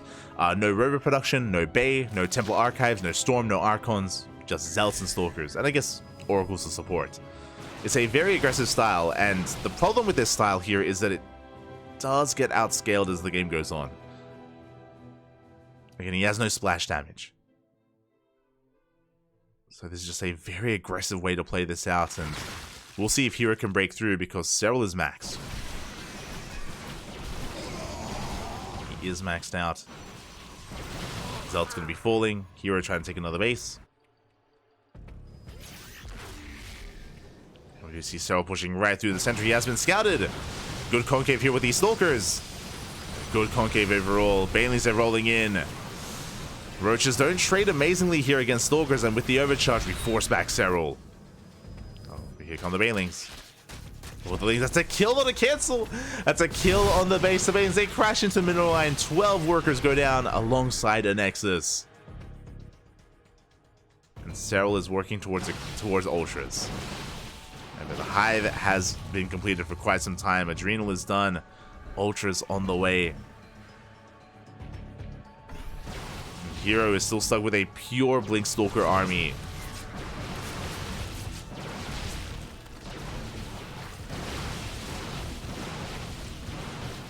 Here we go, the Stalkers, they do push forward. At the same time, the Banelings, they get in! Oh, they get in. 21 probes go down. Ay, ay, ay. The picture in picture. Let's go. herO, his economy in shambles. He's down to 60 workers. Big Ling counterattack heading towards that base. Sure, herO, he's dancing with the army. He's blinking well against the Lings and Banelings and Roaches, but he has nothing at home to defend. That's the problem. As he does kite well, does blink back. It's going to be a cancel. I'm hoping it was a cancel and a kill on the Nexus. As Lings, they continue to apply pressure here to the third base, and the herO is being forced all the way back to his fourth. Again, does blink well, does trade well overall. The problem here is that Serral has an economy. So he has an economy, herO less so. Serral is taking a good fight here. Picks off a lot of these Stalkers. Big Baneling connection as well. Oh, and so many Stalkers are going down. That was a brutal trade for herO. +3 melee on the way, +2 carapace. Or will help Serral here. Stasis Trap's getting baited out. The Ultra Cavern is done. I'm not in love with going for Ultras right now, but we can. As we engage once again, big Stasis Trap here on the Ling Bane. But Serral's being forced back. herO, he gains some ground. Does push in. Has been trading beautifully here with these Blink Stalkers. Ooh, and can he barely break through? He can. He's forcing his way through the main army. Serral at the same time crippling the economy. 14 more pros go down. And the Stasis Trap has run out. It's run out. We get a big surround. The Banelings, they crash in. And herO, he was gaining ground for a moment there, but if only he wasn't losing so many probes across the map. Serral, he's been relentless here with the Ling run-bys, with the Baneling run-bys. Making sure that herO cannot sustain himself. And here come the Ultras. Here come the Ultras of Serral. Imagine if herO did have a sustainable economy, if he had a 5th base behind this, if he was on 80 workers, he could just keep reinforcing and keep pushing. That's not the case. That's not the case, as more Stalkers are going down. The Zealots being zoned away by the Banelings. They're being zoned back. We force the overcharge.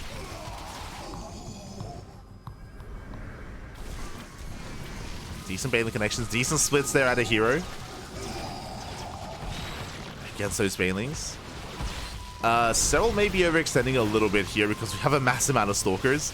At the same time, another big Ling counterattack, once again just denying any mining at that third base of herO.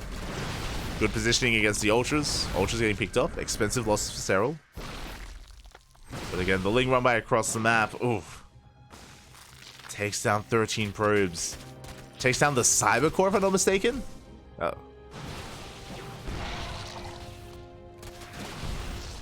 Good snipe there on the Ultra. But yeah, even the base itself getting very low. And yeah, the Cyber Core went down. No more Stalkers. Only Zealots can be warped in. Against Lingbane Ultra, not like this.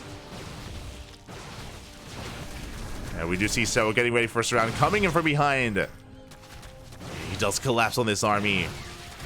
Ultra's having a hard time engaging. The terrain working against Serral a little bit there. But he'll get a kill on the Nexus. And again, we can only warp in Zealots. But going for the third base as well. The writing is on the wall. GG, well played, gets called. Serral this time does take it. This time. 1, 2. GG. We have our Masters Coliseum 7 champion. GG, well played. Serral going almost completely undefeated in this tournament. He didn't drop a single map until the finals. And even then, it was only one. Only one map was dropped here as Serral is looking dominant. He's looking in form, leading into IEM Katowice. GG, well played. Yeah, papi, yeah. GG. Serral looking scary. And I feel like the moment when my heart started to sink for herO was Radisson Station. Radisson Station was so sad. it was brutal, but it was brutal. Like, everything was going so well for herO. In the end, didn't even matter. Serral was looking terrifying here in this finals. And again, herO was at least able to take a game, was able to fight back with Glaive Adepts, with hyper aggression, of course, on Alcyone. But again, that was the only game that herO was able to take. But again, props to herO. Props to herO for making it here to the finals. Again, he took down every other top tier Zerg player to make it here. He took down Solar, took down Dark, took down Raynor, and took a map off of Serral as well. So herO definitely had his own amazing showing in this tournament. Unfortunately, wasn't able to replicate that success here in the finals. Unfortunately, wasn't able to do so. Again, best of nines are that much more brutal as well. Best of nines are a longer series, that's true, but the downside of a best of 9 is that you don't have any vetoes. No vetoes, so you get more quirky maps like Equilibrium, like Radisson Station.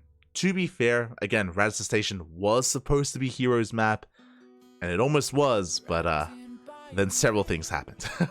Then several things did happen, and yeah, we don't need to talk about it. It's fine. We can move on. We can move on. GG, well played. And yeah, this is just a really good showing from Serral. I know that a lot of people have been. I mean, Serral has been a little bit shaky these past couple of months, right? Like we had Raynor popping off last year in Home Story Cup. We had Clem, of course, having a very impressive showing at ESL Masters Winter. Clearly, Serral took that personally. You know, people like, yo, Serral washed, papi, washed. As people always say when a player doesn't win a tournament suddenly. Clearly washed, but Serral, of course, in the aftermath of ESL Masters Winter, clearly has been going over some of those matches, going over some of those series, has been refining his play, has been reflecting, has been coming back strong, looking terrifying in Masters Coliseum. There have been some big moments where players were able to fight back against Serral. I think a big moment there was Maru. Maru in the group stage looked crazy. When he played against Serral, Maru looked like he was the best Terran player in the world. And I think I want to stand by that. But the rematch was a different story. The rematch here in the playoffs, Serral, he looked like a different player, looked like a monster, and did not allow Maru to have his way with him again. So yeah, really cool, really impressive performance here out of Serral. Great to see him peaking right now. Now is the time to peak. Because IEM Katowice, it's in 2 weeks. In like, I think even under 2 weeks. It's crazy. It's right around the corner. And in a couple of weeks, we're going to be seeing all these players face off again. And there's the playoff bracket. There is the bracket here for the playoffs. We can all just have a look at the runs themselves. Serral, 3-0 Solar, 3-0 Maru, 4-0 Raynor, and 5-1 herO in those finals. When it came to herO's run, he took down Max Pax in the first round. he fell to Raynor in the upper bracket. That was a very good series. It was very spicy, very chaotic, very back and forth. I recommend herO versus Raynor in the upper bracket was beautiful. I recommend watching the VODs. herO went on a tear though in the lower bracket. 4-0'd Solar, 4-2 Dark, and took down Raynor in the ace match 4-3 as well. GG, well played. herO did get his revenge. And again, like, his PvZ is good. Don't get us wrong. It's amazing. But it's Serral. It's Serral, papi. Ay, ay, ay. What more can we say? What more can be said? Here we go. Otherwise, thank you so much for watching. Thanks so much everyone for watching. Thank you so much everyone for tuning in. We do appreciate it. Again, it's been a pretty long tournament, a pretty long event itself. You know, we started casting Master Coliseum back in December, way back when in December, and that was when we casted the qualifiers, leading into, of course, the group stage, into the playoffs. It was great. It was beautiful. Big shout out to SE Boy, the organizers of this event. I do wish that we had some interviews. Not gonna lie, that's the one thing that I would have wanted out of this. If I want to be a little bit critical, which is surprising to me. Usually, SE Boy, when it comes to WTL, they're so good at that. They're so good at having like interviews and content and show matches. That is the one thing that we were lacking here, and it would have been great to have heard some thoughts, not just from Serral, but even in some of these previous series. Like, I would have loved to have heard from herO after he took down Raynor. I would like in the lower bracket finals. I would have loved to have heard herO talking about that final game, talking about that series against Raynor. I would have loved to have heard Serral talking about Radisson Station. We've seen Serral talk about games like that before, where he's like, "Yeah, I thought I was dead." I'm sure he thought he was dead too. I'm sure he didn't believe, and then he won. Crazy.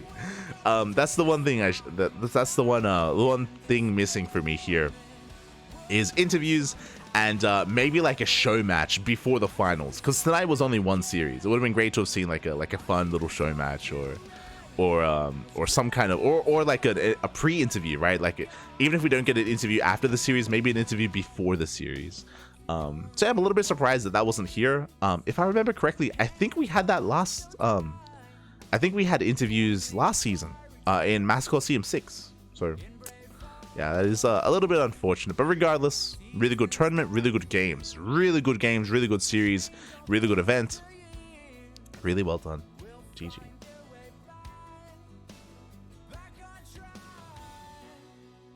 Maybe they had interviews in Chinese. This is the clean feed. If they did have interviews in Chinese, we would have seen it. We would have seen it. But yeah, with that, we are done. I do apologize for thinking that. Oh wait, hold on. There we go. I do apologize for thinking that that game 4 was the final game. That was embarrassing, Bobby. That was bad. So I do apologize for that. In my brain, I guess I just assumed it was the best of 7, despite saying that it was the best of 9 multiple times, shaking my head. So I popped off a little bit early, but regardless, it was a great tournament, great event, and I am oh so tired here. Our next broadcast is going to be tomorrow. Tomorrow we're going to be live in less than 24 hours. We're going to be casting ESL Open Cup Asia in at 8 p.m. my time, 6 p.m. KST, less than 24 hours. Meanwhile, after ESL Open Cup Asia, in 24 hours, upon hearing this message, we're going to be live again with another tournament with OSC King of the Hill. If you don't know what that is a King of the Hill style tournament. It is 15 best of ones. 15 best of ones, back to back to back to back. 15 matches, plenty of players. Winner stays on, loser is eliminated. So again, it's just it's a great format. It's a lot of fun. So OSC King of the Hill is in 24 hours. ESL Open Cup Asia is 4 hours before OSC King of the Hill. So 20 hours. That's math. 20 hours from now, we're going to be live with ESL Open Cup Asia. And those are going to be the last 2 tournaments that we cast for a couple of days. I've been mentioning this, mention it again. But on Tuesday, usually we cast ESL Open Cup Americas. Unfortunately, I won't be able to cast ESL Cup Americas this week because I'm going to be on a plane, because I'm going to be flying over to Poland. Going to be headed over for I am Katowice, Papi Katowice. So unfortunately, I'm going to be missing ESL Cup Americas. I'm also going to be missing the Club NV X Ducklings Showdown. That's also on Tuesday. So 2 events on Tuesday. We're going to be missing it. I won't be casting the Club NV X Ducklings Showdown, obviously, but it will be live here on the channel. It will be live here. Kuro is going to be handling the production. Yaku is going to be casting, and Asher might be casting as well. Oh! Papi, interview. Interview? Did they hear us? Let's go. I was about to close the stream. Interview?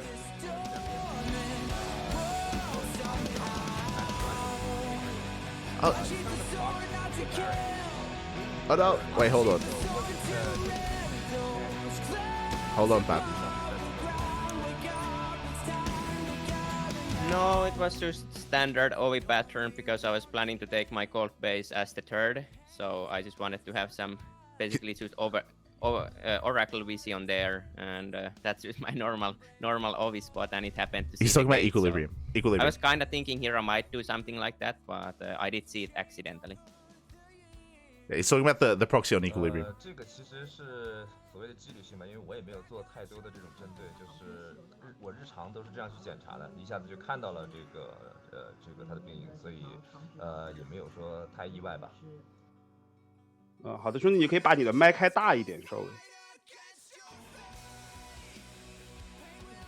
好的，他说他是这个日常的这个平时日常的这个纪律性的检查。I'm turning it up. 看一下，然后没有，就是刚好看到了这个病因，所以没有什么太大意外，就是搜图的过程当中搜到了这个病因。好的。那第二个问题啊，就是在市政厅站上面，他使用了非常激进的这个空投的战术，然后通过后续的运营，然后翻盘了。但是当时的已经处于劣势嘛，大家还是想问问他是怎么调整的。Okay, so there is the second question is on the map of Red House Station. At the beginning, you went really super aggressive, but it didn't work out. Then you got a little bit, back on. You got it back later on your macro play. How did the mind work? He's smiling, Papi. Well, yeah, the start wasn't great. I think I messed up my build. Well, not my build. That was actually, I saw Scarlet do it, so I copied it from her. But why is he yeah, throwing I Scarlet accidentally under made the a bus? tumor with my. When I did the 90s, I made a tumor, so I didn't have 2 transfuses, which was a little bit of a mistake. I'm not sure if it would work otherwise, but yeah, after that I didn't like my spot too much, but I just stayed in it, tried to make some magic happen with the infestors, and I think he just gave me too much time. He should have just tried to kill me a bit faster, but yeah, that was a little bit his mistake to lose that one for sure. Yeah. 是这样的，我也承认开局。Yeah, even Serral's like, yeah, like mate, it was over. It wasn't looking too good, Papi. But yeah, herO, we spoke about it. herO was a little bit too passive there, and Serral came back. Mate, he threw Scarlet under the bus. He's like, yo, that wasn't my build. That was Scarlet. 他也有很多 Serral 出现，所以给了我很多的时间来稳住，最终还是靠着这个后期翻盘。It's not my fault. 那接下来一个问题啊，就是在金牛座这张地图上，小 herO 使用了一个非常极限的一波的战术，取得了优势，然后击败了他。然后我们想问一下，就是你觉得他哪里打得比较好，或者说你那盘输掉是失误在什么地方？ So there's one round you lost to herO's one wave rush. So how do you think? What is his advantage to get to win that map? Yeah, that was an interesting game. I thought I held it pretty well at start. I killed a lot of adepts, but his immortal follow-up was really strong, and I just barely didn't have enough there. So it's hard to say. I think I just needed to macro a little bit better, or just get a little bit more units there somehow. But in general, I think numbers-wise, I played it pretty well. I didn't overthrow or anything, but he had a really strong push there for sure. Yeah, I agree. Like, I do think that his adept defense was really good, which is what he's talking about the game on Alkione, which was the game that herO won, which was adept into immortal as the follow-up. And I do think that his initial adept defense was really good. But yeah, the immortal follow-up that was brutal. That was brutal. 好的，那我们在知道瑞士轮的时候，他是0-2输给了马若，然后在进入淘汰赛之后，他是以碾压的姿态夺冠了。那是他做了什么调整？还有在整个赛事里面，他后期的防守水平是明显要高于其他的选手的。我们想问一下，他认为他后期做的哪些比其他的选手要做得更好？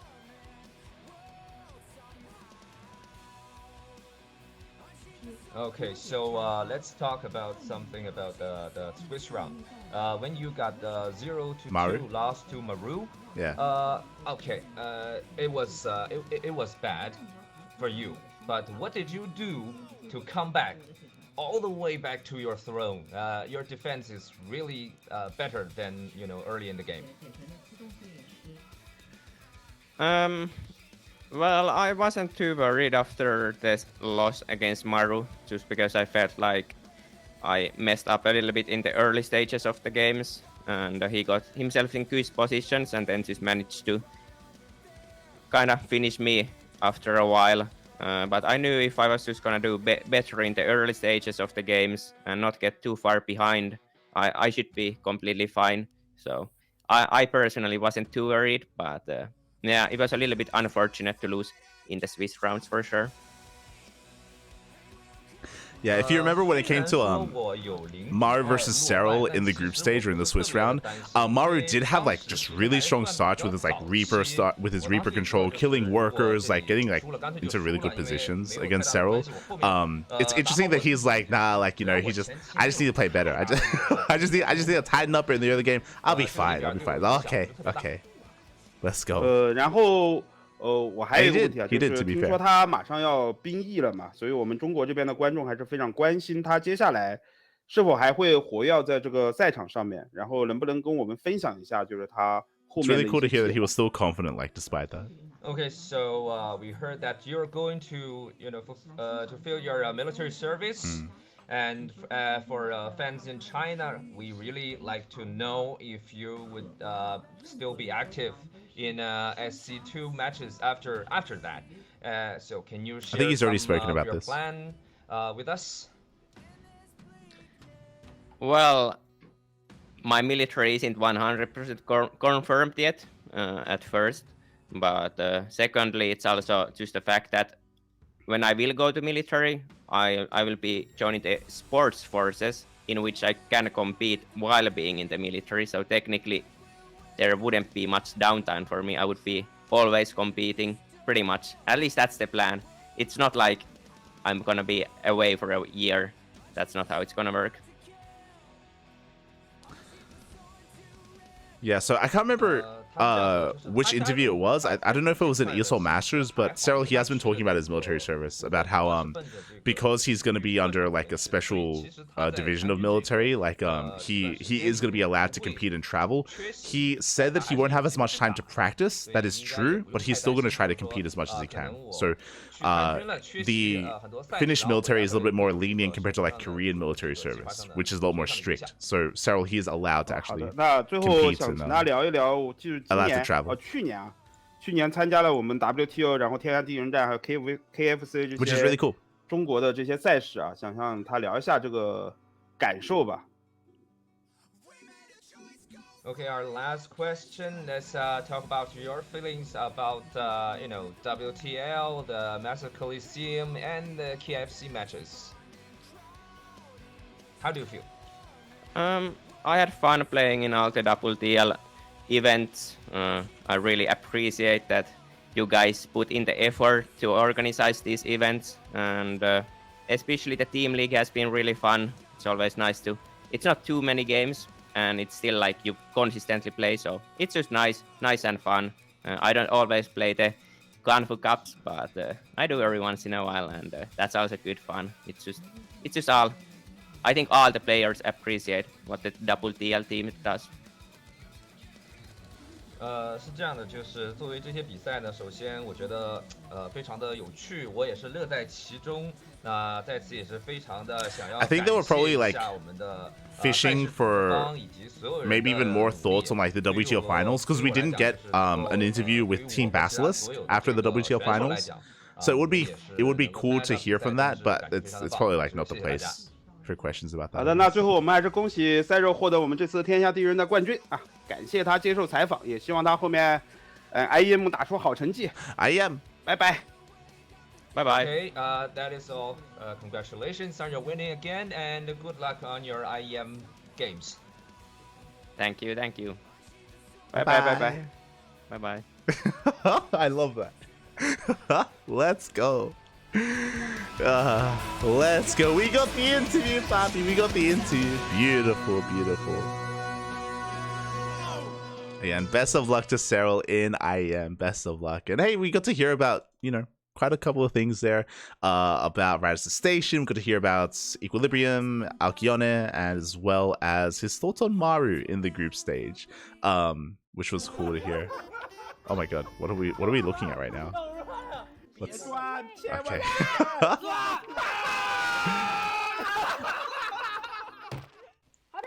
They're going over their games. They're going over their content. But yeah, it was great. It was a great cast, great tournament. It was beautiful. It was amazing. The games were amazing, and yeah, really look forward to seeing Serral in IEM. Again, it is a bit of a shame that he does have to conduct military service, but as he did mention, he's still going to be around, still going to be competing. Curious to see how his play is going to be impacted by the military, right? Because clearly, again, he's going to have less time to practice, so that may impact him, or it might not. Like, right? That's going to be that much more impressive, if he's conducting his military service and he's still like winning stuff. That's going to be crazy. That's going to be crazy if that's the case. So we'll see. I think the other big thing as well is that if it is the case that again like his military is taking up quite some time, and if Serral has to commit to other things, of course, then like who rises up to take his place, right? Like Clem has been looking amazing recently, Rainer as well, making a deep run in these tournaments. Is there enough room? Is there enough room for like another player to kind of rise up in that kind of like year of military service where Serral has to focus on that? Like is there a chance for that? Gonna be exciting to see what happens to like the scene and what happens to like the ranking of players in a way, and how motivated people become and all that stuff. So exciting stuff. Exciting. herO, Clem, Rainer, Maru. Yeah, exactly. The other big thing, of course, is right like Dark. His military service is coming up as well. Korean military being quite different. He won't be able to compete at the same time, unfortunately.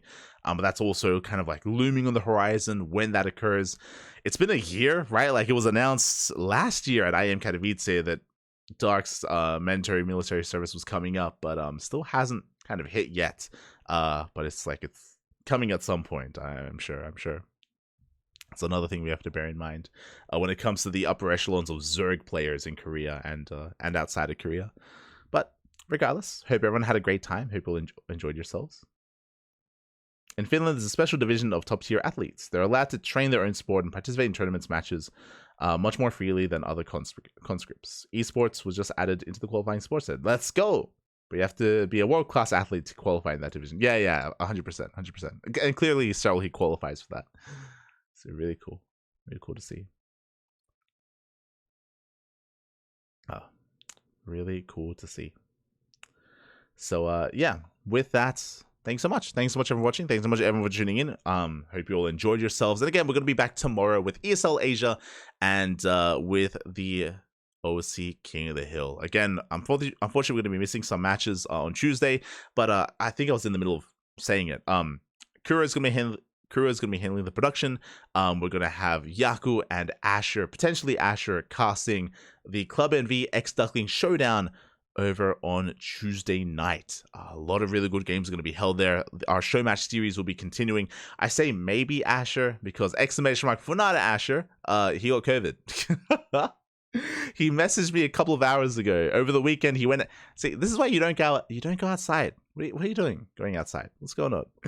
Asher got COVID over the weekend, and he's saying that he's still recovering. So if he's up for it, then he's going to be available to cast on Tuesday. Otherwise, it may just be Yaku and Kuro instead we'll see. We'll see. Fingers crossed. Wish the best to Asher. Hopefully he does recover nicely, and you know, whether he can cast or not, hopefully, you know, he's able to take care and able to recover. Otherwise, thanks so much. Thanks so much for watching, everyone. I'll see you guys next time tomorrow for ESL Asia, and after that, next time you'll see me, it's gonna be in Poland. It's gonna be in Poland. I'm probably gonna be casting in Poland as well. No, I'm not casting IEM. I should reiterate. I'm gonna be a viewer. I'm gonna be a viewer at IEM. But I'm taking my laptop. I'm taking my headsets, and I'm probably gonna be casting while I'm in Poland as well, because there's the StarCraft doesn't stop. So I'm gonna be casting while I'm there. Hopefully the stream quality is still good. It's gonna be slightly worse. I know that much, but hopefully it's still good enough. We'll see. We'll see what happens. Otherwise, thanks for watching. See you guys next time. Until then, bye. Hasta luego.